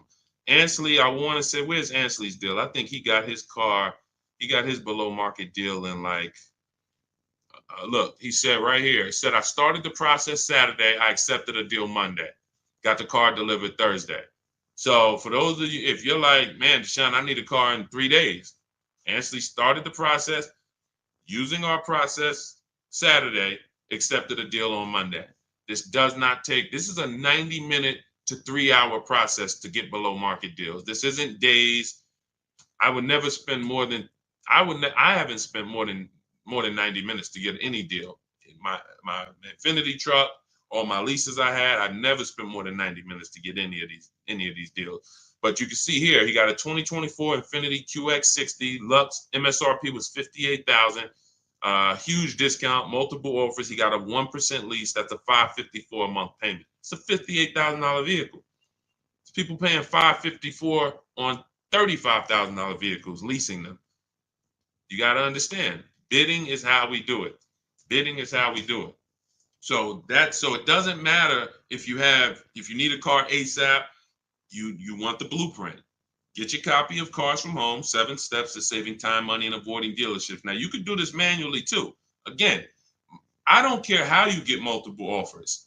I prefer you to use our way because our way is proven. We have dozens and dozens of people that we can show you today, and we have hundreds of people you can see all over my pages and the comments who've been using this stuff since 2021. But I don't care how you get multiple offers, just get them. Because the money savings is in multiple offers. If you're looking at a blue used car and you're like, man, this dealer right by my house got this nice blue Chevrolet Cobalt, I don't care. Just understand there are hundreds of that same vehicle all around. And that instead of, see, what they want you thinking is this is the only one like this, so that way you can come deal with them, and then whatever way you can negotiate, there you go. Once you understand that as an ex-car salesman, I can tell you, even the most rare G-Wagon, there's more than one of them. That's the most rare cars, there's more than one of them. Very few cars are one of one. And these mainstream cars, Hondas, Fords, Toyotas, when you see them on dealers, Mercedes, there's hundreds of this same car. My job, your job, is to get offers from multiple dealers so that you find the dealer who's going to sell you the car the lowest. Lock that into your mind. All right. And this is what the Cars from Home system is about. So grab your copy of Cars from Home, 7 Steps to Saving Time, Money, and Avoiding Dealerships. You'll have the whole blueprint. In my TikTok bio, you get yours for 75% off. That's my welcome offer to you. So normally the book's $97. It'll be in your inbox in 2-3 minutes. But if you get there before the 30-minute timer goes to 0, you can get your copy for 75% off, which is $25. In my TikTok bio, my Instagram bio, the YouTube comments, or the Facebook comments, get there before 0. All right? Go ahead, Dolan, shoot the next question up. Let's go. Can you negotiate a buyout from a lease? Not usually. I haven't seen it because your buyout price is set on the contract. So when you lease your vehicle, the buyout price is established and the bank has already determined what they're going to resell the vehicle for. So they estimate based on what you tell them you're going to use their resale value. So if you tell them you're going to use 10,000 miles per year for 3 years, they're expecting the vehicle to come back with 30,000 miles on it, and they're anticipating what their market value will be to resell the vehicle based on 30,000 miles. That's why when you bring the vehicle back with 40,000 miles, you must pay for that because they've already anticipated our sale is based on 30,000 miles and you brought it back with 40. No matter what dealers have told you, they have never made your mileage penalties disappear. You cannot make mileage penalties disappear. What they can do is they can cut them a check, which is rolling those mileage penalties into your next deal. That's what happens. But how many of you are getting calls from dealers saying, come on and we'll get you out of your lease early? Come on and we'll get you out of your lease early. Come on and we'll take care of the remaining payments. How many? Type me if you're getting those calls or if you're getting those letters. Hey, we'll get you out 6 months early. They're not doing anything but rolling your payments into the next car and hoping that you'll be okay with the new payment. But if you waited until you didn't have this baggage, you can literally make a deal without the baggage. So yes, you might be able to achieve 500 a month with the baggage, and maybe you could afford 500 a month, so it's okay with you. But if you were patient, you could literally make your deal when you didn't have the baggage, and the same car you got for 500, you could get for 400 a month. So they're playing on the fact that you're going to want a new car and you're not going to look at the numbers and be able to understand that they're rolling those numbers into the new car. And if you were patient, you wouldn't have to deal with that. That's the big thing. It's just about being patient. It's the biggest play on your emotions. There's no other industry like the car business that plays on your emotions, and they use it to your disadvantage. It's all that's why I tell you we don't talk numbers in dealerships.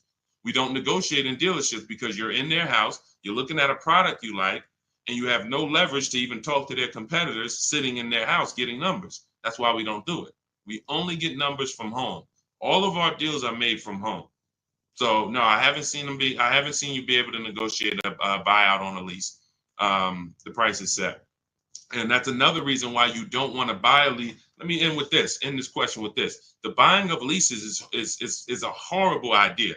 In most cases, it's one of the worst things you can do because most people are not checking to see that the vehicle they're buying out is actually a good price. So if you're not checking to see that the vehicle you're buying out is a good price, you don't even know that you just overpaid for your lease.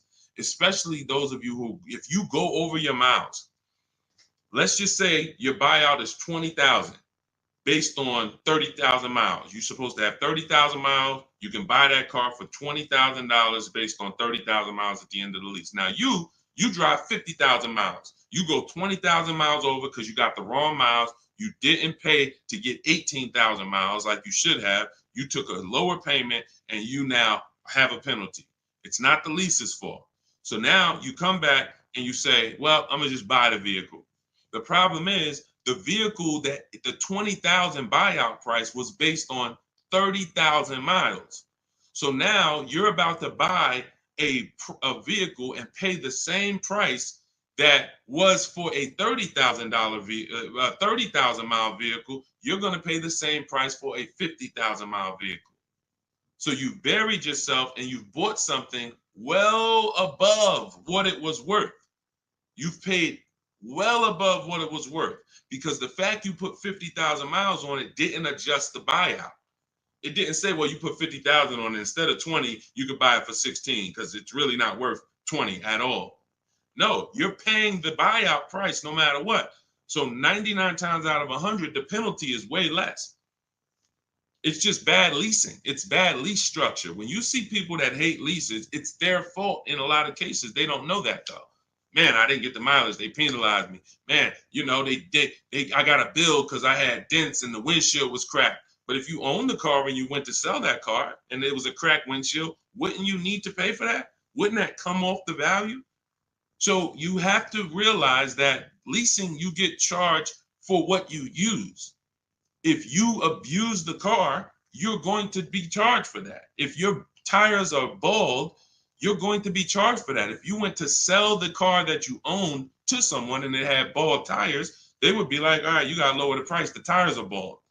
So you pay either way.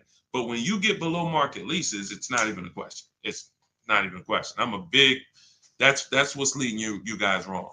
So anyway, I know that wasn't a question about leases, but it was a question about lease buyout. But I use it as another opportunity to tell you how much not understanding leasing is hurting you. It's hurting your bank account big time. Go ahead, Dolan. Big time, not small. $5,000-$6,000 every car you get. You should be leasing, but you're buying.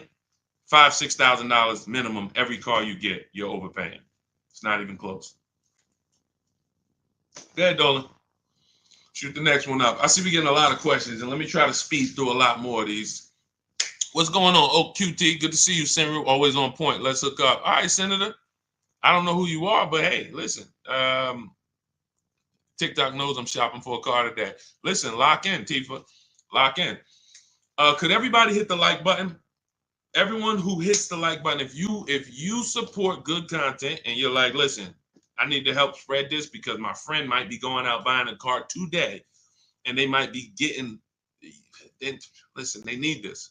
So appreciate everybody who hits the like button. Appreciate everyone on TikTok, double tapping the screen, running those likes up. We can't spread this message without you. All right, Chef Champion. What do I do if I bought a Jeep Grand Cherokee and the value decreases faster than the payoff? That's normal. That's normal. See, and now watch this. It's based on your loan. So now, again, you want to remember this. This is a basic lesson on depreciation. If we learned this in school, everyone would be just fine because you come out of school understanding depreciation, leasing, and buying, and you understand how you're going to beat this and not get caught up in this. So when you buy your vehicle, the Jeep is here. The depreciation is here. The next day, if you buy a vehicle for $40,000, you go back the next day, it's not worth $40,000. You've already owned it. It already has 10 miles on it. Even if you didn't drive it, literally because it's been owned, it's depreciated. So it went from 40 to 36 the day you bought it, 34 the day you bought it. And so depending on how much you overpaid, it could drop even more. If you should have gotten a $7,000 or $8,000 or $10,000 discount off the car, but you didn't get a discount because you don't know how to make dealers bid and you're trying to negotiate and you don't know about rebates and all that, you overpaid. It doesn't change the fact your car is going to depreciate based on the market value of that car.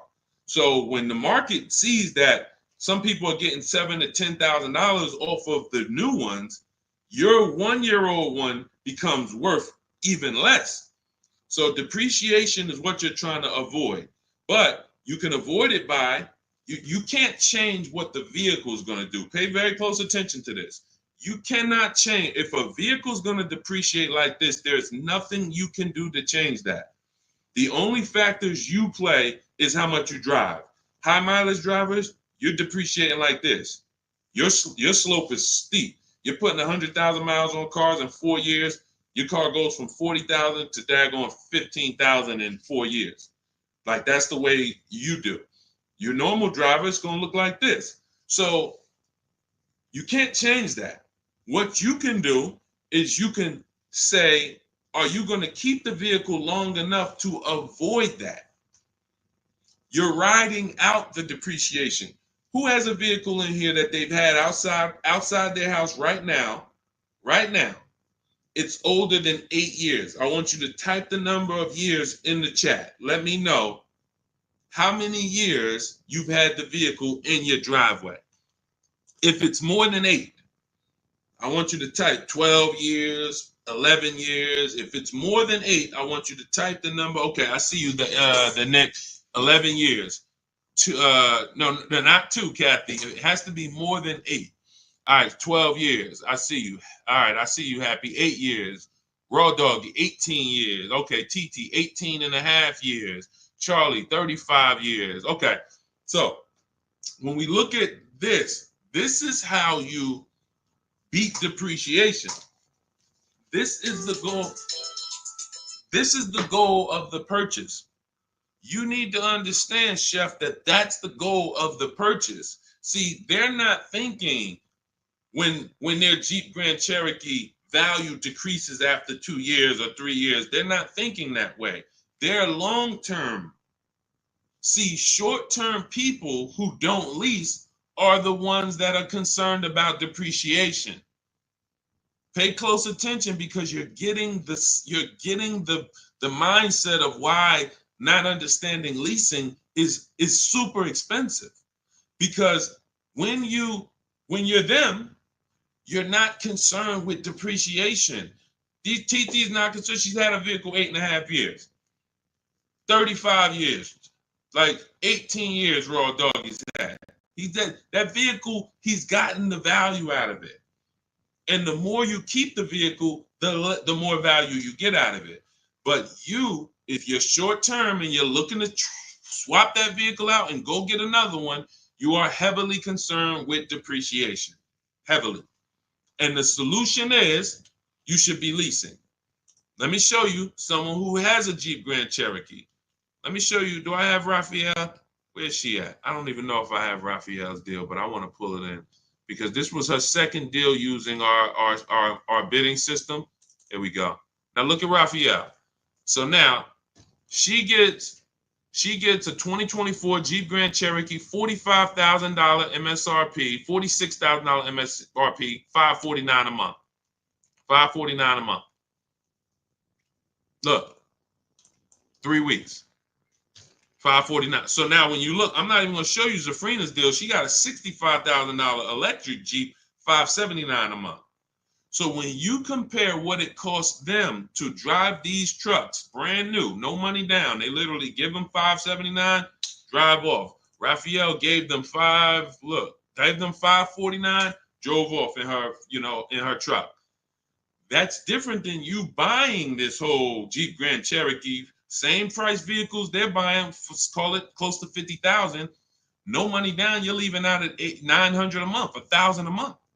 You might put 10 grand down, or you might throw your trade in there as a down payment to get to $800 a month. But you're not getting to a $600 payment on a Jeep Grand Cherokee buying it. Maybe you bought a 3-year-old one and you might be paying the same payment as they're paying. But think about this. Why would I pay the same payment? Because some of you are like, oh man, Deshone, I buy used cars. Is that better than leasing? Not if you're a short-term person. Because what you're doing is, you take somebody like Raphael, she's pulling up $549 a month, brand new $50,000 Jeep Grand Cherokee, $46,000 Jeep, what's the MSRP? $46,000 Jeep Grand Cherokee Limited. Now you got that same vehicle, but you bought it used. So instead of $46,000, you found one for, let's say 20. Let's say instead of 46, you got a nice one, 28,000. 28,000. Let's round it up with taxes. Be generous. Let's just say 30,000 with taxes. What's the car payment on that, people? What is the car payment on a vehicle that is $30,000? Type into the chat. Some of you know, based on our $5,000 rule, what's the car payment on a vehicle for $30,000? Thank you, Happy. $600. Thank you. I love, man, my people on point, man. I'm proud of you. I'm proud of the people that's on point, locked in. I know y'all. I don't have to worry about y'all. So $600 a month. Now look at this. That's if we found a used one at a great price, 20-something thousand, high 20s with taxes. We at 30. So we're leaving out the dealership paying $600 a month for a used vehicle, 3 or 4 years old, 1 year warranty left, or potentially no warranty after a year. So versus someone who's driving a brand new $65,000 Jeep Grand Cherokee electric, $579 a month, or like Raphael, who's driving her limited for $549 a month. She's pulling up next to you in the same vehicle, but the new version, you're paying more than her. This does not make financial sense, and there's no way to justify it because you're not getting the money back. If you were going to say, Deshone, yeah, I'm paying more now, but in 3 years, 5 years, 6 years, when I sell this thing, watch how much I get back. If that was the case, then it'd be different. That's not the case. You don't get the money back that you put into these cars. That's why the people who learn from me, who get below market leases, we're never putting the money in the car. We're putting hundreds of dollars, couple hundred in. We're driving these brand new cars. We get the mileage we need. We adjust the mileage. If you need 12,000, you get 12. You get 18. You need 18,000, you get 18,000. You need 25,000, you get 25,000 mile a year leases. But you don't buy these cars, tie up all this money, not get it back when you trade them in, and then go and do it over and over again and just stay in this depreciation cycle. Just stay in this depreciation cycle all the time. You're living in this depreciation cycle. You're never getting to the people who we talked about 8 minutes ago who are here, keeping their cars 18 years, 12 years, 10 years, where their depreciation is like this. This is the reward for purchasing. If you're not trying to get here, you should not be purchasing. You should be shopping for below market leases. So you can't beat depreciation in the short run, Jeff. To answer your question, to wrap this up, you're trying to beat depreciation in the short term. You cannot do it. The car is going to depreciate, and it doesn't matter the payoff. You could have took a 3-year loan. You would be paying more. Your loan would be going away quicker, but you probably took a 5 or 6 year loan, God forbid a 7-year loan. Now your loan's not going to move fast at all, but the car's value is always going to move. So the key is, this is step 1 in my book. We need to know, are we putting our deal on the lease foundation or the purchase foundation? How are we going to beat depreciation? Long-term ownership, 8+ years, or below market lease? Those are the only 2 ways. That's the only 2 ways to beat depreciation. That's step 1 in my book, the most important question. Okay? All of this you can get 75% off as my welcome offer to you for getting cars from home, my new digital book, 7 Steps to Saving Time, Money, and Avoiding Dealerships.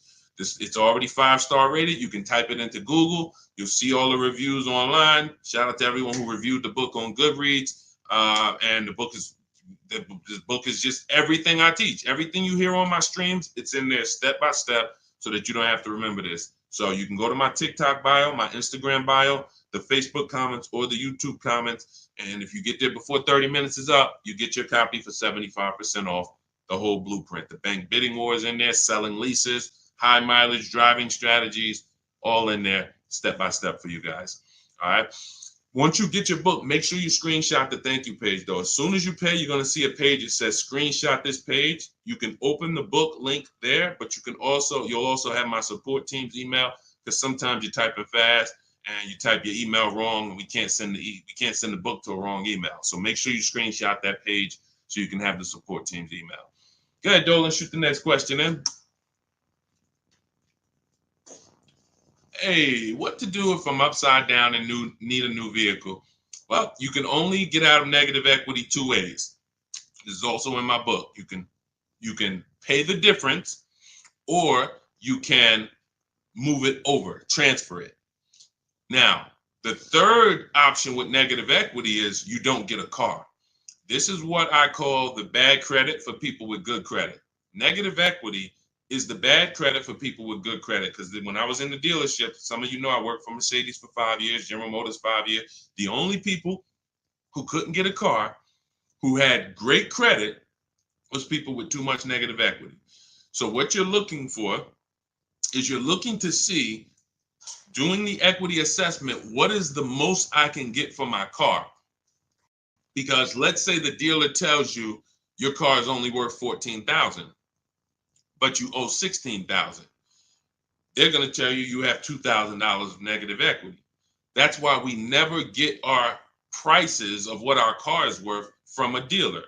We do this from home during our equity assessment. This takes us 20 minutes. We go on CarMax.com, Driveway, Carvana, Kelly's Blue Book Instant Cash Offer, AutoNation, and Car Guru, Sell My Car. This is 6 cash offers that we're going to get in 20 minutes. So now these are the most competitive offers we're going to get, and that's going to tell us the least amount of negative equity that we would have. So if the highest bidder from the online buyers pays you 18 and you only owe 19, then you have $1,000 of negative equity. I would come up with 1,000 and sell to the highest bidder. This is what I call paying the difference. Why is that the first option? Because you can now shop your car deal, get bids for your new car, and you don't have to bring over baggage from your old car. Now, your baggage from your old car wouldn't be a bad thing if you could guarantee that whoever, all right, let's say CarMax wants to pay you 19 for your old car, but you can't pay the difference. You owe too much more than that, and you can't pay the difference. Now you have to transfer, or you have to, use this word we don't use, which is trade. You have to trade. The only time that you can't get bids for your old car to maximize the value is in a negative equity situation. That's why we don't like it. So now, instead of me being able to sell my car in the open market to the highest bidder, I need the dealership that I buy a car from to add my negative equity to the deal. And the bad part about it is there's no guarantee they're going to give me the same thing Carvana was going to give me. If Carvana was going to give me 19 and they were the highest offer, there's no guarantee the dealership that I'm buying from could match Carvana's offer. In most cases, they can't. They're going to say, hey, that was Carvana. It's worth 19 to them. It's only worth 17 to us. That's the most we could pay. And they're not lying in a lot of those cases. They can't. First of all, they've already won the bid to sell you a car. They beat all their competitors. Now we want them to win another bid and beat all the people who wanted to buy a car from. That's just not going to happen in most cases. So you end up with more negative equity when you have to trade, because the dealer who ends up able to, absorb your car does not can't pay you what some of these online companies can. So I always say, get the online companies offers first. See if you can pay the difference. That's going to be the least amount of negative equity you have. That'll allow you to move with no baggage, and that's going to be the best thing for you. Now, that's the 2 strategies in my book for negative equity. 2 strategies. Now, if you need to transfer, now you have to take into account loan to value ratios. Depends on how much negative equity you have. Do you have 4,000, 3,000? That could usually be transferred over to most cars and go right on top of the purchase price, and you're going to be fine. But if you have $10,000 or $15,000 of negative equity, there's not many cars that you can switch over to, and it's going to allow you to absorb all of that unless you get a big discount. If you get a big discount, you look at somebody like Milligan. Milligan gets, $27,000 off her. Where's her deal at? She gets $27,000 off her Mercedes EQE. It was $79,000. She ends up getting it for $51,000. That's bidding. She gets all the discount and all the rebates. And now you look at somebody like Kimberly. Kimberly gets $20,000 off of her Maserati. $86,000 vehicle, 87. She gets $20,700 off. If she had to roll over 15 grand of negative equity to this deal, she could do it. So the bigger the amount of negative equity, the more you need to search for a car that has the best offer on it, the below market offer on it, gives you a lot of rebates, a lot of discounts, 7, 10 grand, 12 grand off, so that you can roll that negative equity over. And 99 times out of 100, you should be rolling it over to a lease, because once the lease is paid off in 3 years, you're gone, and the negative equity is gone. And it's a hedge, because this has happened to people. They didn't plan on it, but they'll roll over 5 grand of negative equity or 10 grand of negative equity to a lease. Vehicle gets totaled. Gap insurance kicks in. They go out, they get a new car, and it's fresh. So with a lease, you're burying the negative equity into the lease, and you're paying it off in 3 years, and then you're fresh. And in the case of a, God forbid, total, or the vehicle stolen and not recovered, it's gone. Negative equity is gone. So it's the best way. Going from a negative equity situation to another finance makes no sense to me, unless it was an emergency and you had to switch cars. That's the only time, like you were planning on keeping the car 8 years, 10 years, but there was an emergency. Maybe your wife had triplets and the car doesn't work anymore. Now you have to go and get a bigger car, but you're a long-term person. That's the only case. The other cases, you should be flipping negative equity into a lease. That's the solution. Go ahead, Dolan. Great questions, great questions, great questions. Have you explained the lease? Well, the lease is very simple. It's for short-term people, and short-term means I'm not keeping my car long enough to ride out the depreciation. See, short-term is not a 5 years, 8 years, it's 3 years, no, it's the depreciation curve looks like this on a car.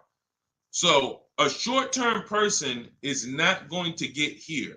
You're not keeping your cars 8 years to where you're going to ride out the depreciation and now you're not losing value. Car's paid off. You got a great asset in the driveway and you're going to keep it for another 2, 3, 4, 5 years to get the most money out of it. That's the purchase route.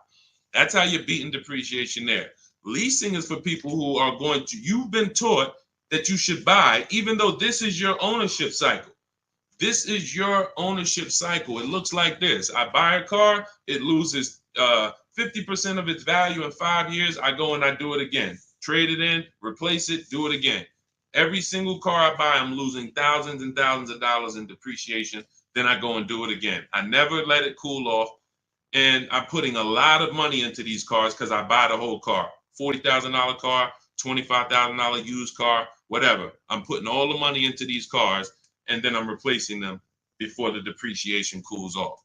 Leasing is how is for you to get off that roller coaster, get off that sliding board. That's a losing battle, and you're paying thousands and thousands of dollars more for that right. You're paying for that privilege that gives you no benefits. No benefits. You can see, and that's the reason why I teach about depreciation, so that you can understand when people say, oh, well, I like to buy my cars because I want to drive as much as I want. They don't understand. If you bought a car for 40 and you put average miles on it, this is how it looks. If you bought a car for 40 and you put high mileage on it, this is how it looks. It doesn't stay like that. It goes down. No matter what you pay for how much you drive on a car, even if you own it. If you put 100,000 miles on your car in a year, you come back, what is it worth? Whole lot less. Whole lot less. Like, this is not even close. So the key, when you understand this is what I call the unseen expense, depreciation. Then you understand, okay, being that I'm going to pay for my car, whether I buy or lease, which option allows me to pay less? That's based on my lifestyle. If I'm going to keep my car 8, 9, 10 years, buying allows me to pay less in the long run. In the short term, buying is more expensive. Remember, we already compared somebody like Zafrina's lease, she's paying $579 a month, driving a $65,000 car. We compared that to a used version. Somebody gets a used version for $30,000. They're paying $600 a month to drive a used version, 3, 4 years old. Somebody who wants to buy a brand new version like Zafrina got, $65,000 car, that's a $1,300 a month payment. Even with a big discount. Let's say, well, Deshone, what if they got a huge discount? $15,000 off. Okay, let's play the game. So they get a huge $15,000 discount off that same Jeep that Zafrina got. So instead of paying $65,000, let's go back to her so everybody can play along. So instead of paying, hold on, no, that's not. All right, so $65,000, she gets a $15,000 discount. So instead of paying 65, she pays 50. What's the payment on that? Come on, type into the chat. Stay close to the chat. She gets it for 6. She gets it for 50. Huge, big discount. What's her payment on a $50,000 purchase? Some of you know we got to do our math, because every $5,000, $100 a month, we could see if anybody's going to type it in. What would her payment be? Once in a lifetime, huge discount, $15,000 off. $1,000. $1,000. $1,000. So let's compare these three so that we can understand that this is not even close. You have Zafrina, who's driving a $65,000 vehicle for $579 a month. She's leasing it, 12,000 miles per year. If we compared a used version of this vehicle that we basically took half price. Let's say she's magically found a great used vehicle with good mileage and magically found it for half price. We already know that ain't gonna happen.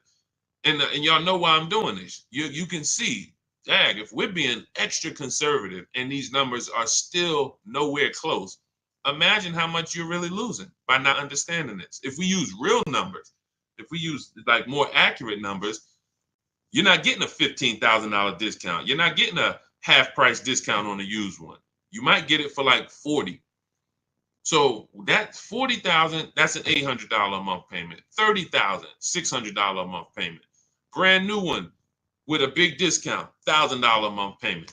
None of these are close to what Zafrina's paying at $579 for what she's getting. Driving a brand new vehicle, not tying up her money, driving a brand new vehicle. No, so that's what I'm saying. The reason why leasing versus buying is step one in my book is because if you buy, but you should have leased, you cannot get a great deal anymore. You cannot. That's why you're like, you may write me and be like, Deshone, man, I figured out I shouldn't be buying anymore. Should I stay in this car? Or should I switch to a lease now? There's no benefit in you staying in it. If you can swap from a finance to a lease or from a purchase to a lease right now, you should be doing that right now. There's no benefit to staying in a finance if you're not keeping the car long enough to get here. You're just delaying the inevitable, putting more money into the car, driving less car than you could be driving for the money you're paying.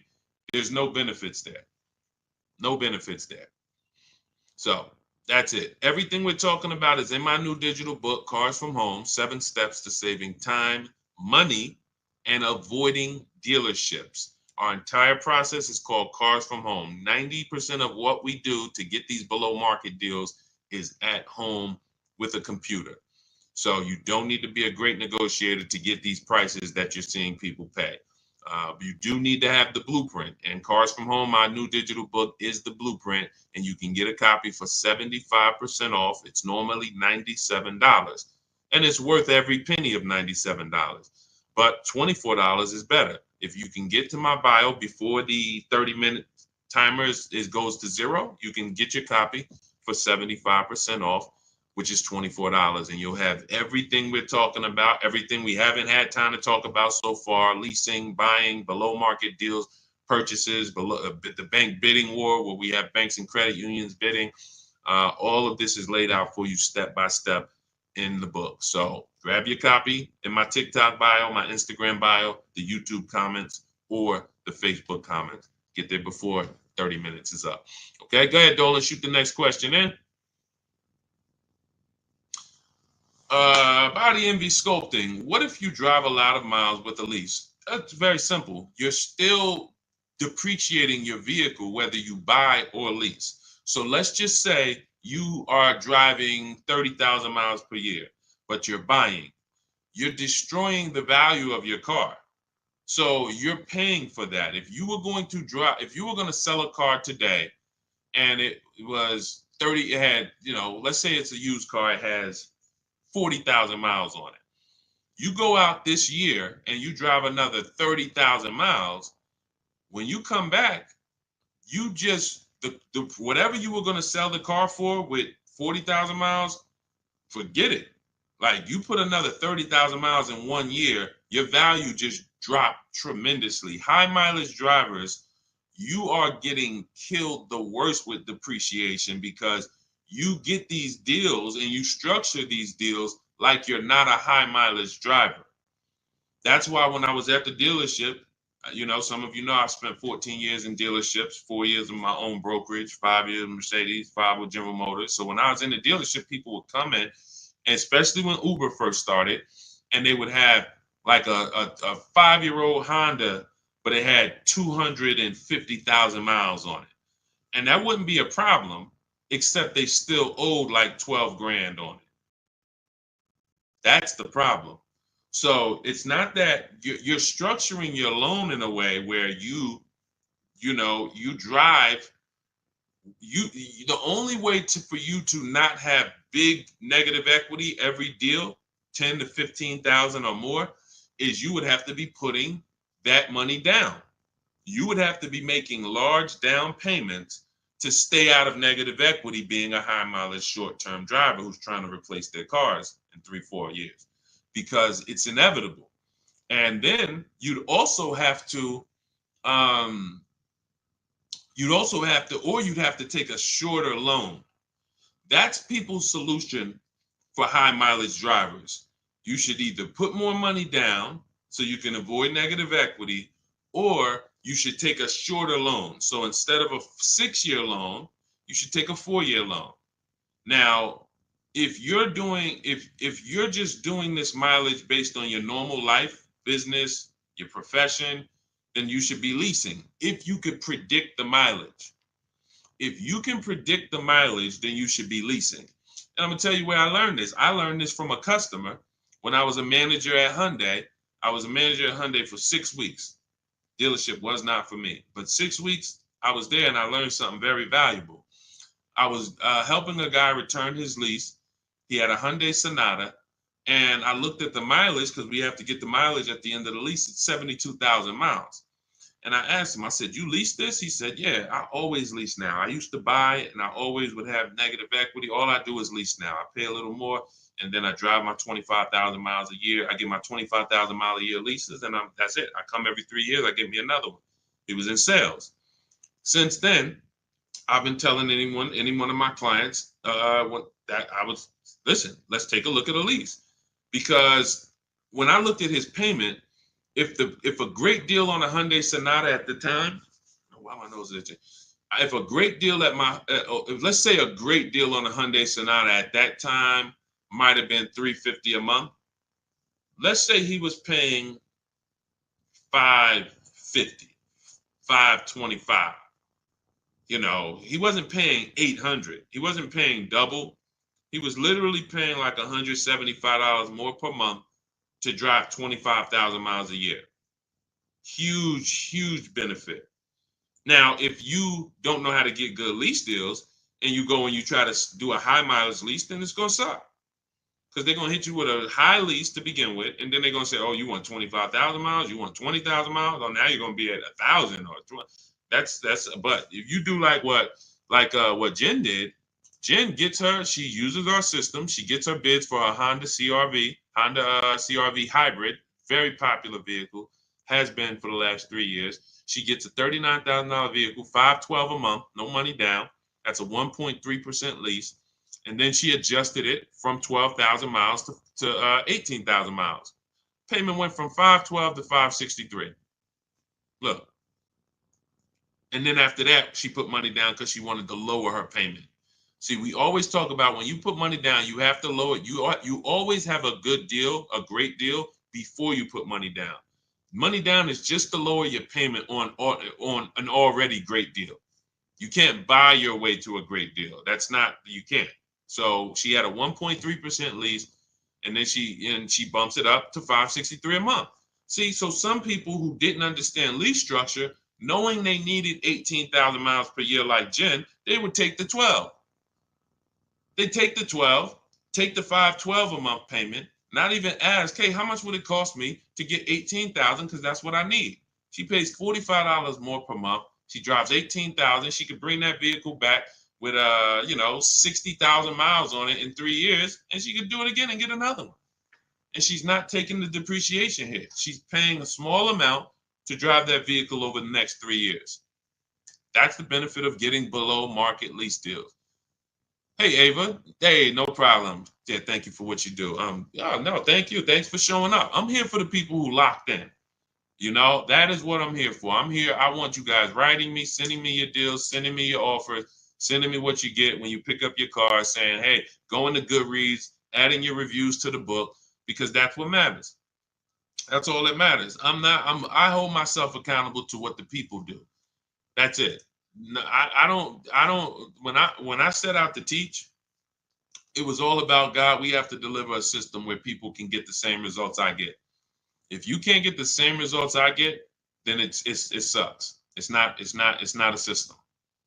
It's not a system.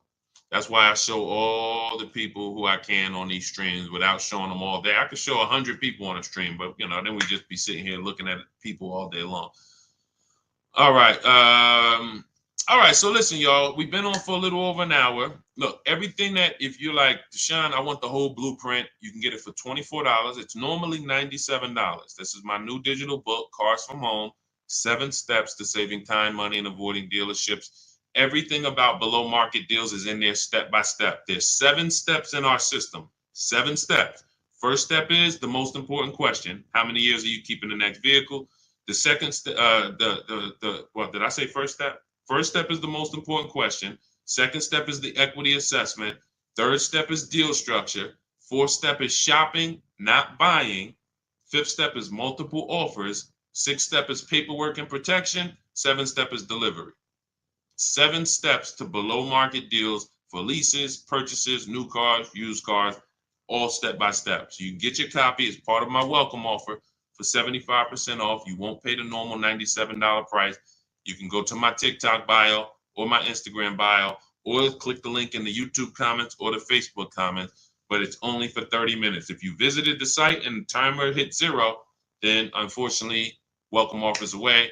The book is still worth every penny of $97. It'd still be one of the most valuable books, but $24 is better if you can get there before the 30 minutes is up. So keep me posted. We'll be back for more streams. Hold on, let me see this. Lease a car. When leasing a car and you don't use all your mileage, do they give you a refund at the end of the lease? No, Raw Doggy, but that's why we assess our equity.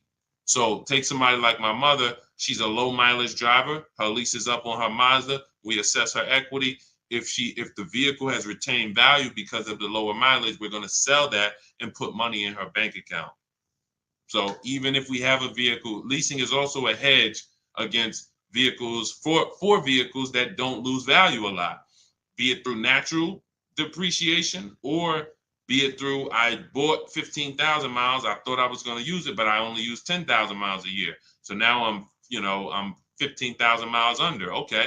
Let's assess the equity. Let's see if we can sell that vehicle, put $2,000-$3,000 in your pocket, and then now that's a bonus. You basically leased and got a rebate at the end. Kind of new to this, where's the bio to get your book? Raw Doggy, you click the picture of me on TikTok. There's a picture of me right up here. If you're on Instagram, same picture of me. It'll take you to my profile, and you'll see a website there, a link. There's a link there, and then you click that, and then click the button that says 75% off new book. Okay, all of you who have been asking about the Shop with Deshaun program, you can certainly go to my bio and see if you qualify for that. I do shop with certain people all around the country for people who want a more personalized learning experience. Some of you are done with you. You might be a done with you person. So if you're a do-it-yourself person, that is the blueprint. Cars from Home, 7 steps to saving time, money, and avoiding dealerships. That is the blueprint.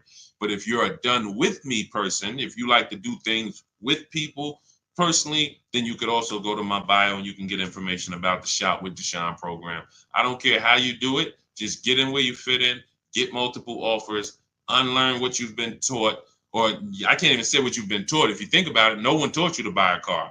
They programmed us. We didn't go into school. We didn't learn. This is how it was like. It was a programming. So that's why we have to unlearn that and relearn the new way. And then, the success is guaranteed. So God bless you. I will see y'all on the next stream. Everyone who got the book, congratulations. Use it. Win all day. God bless you.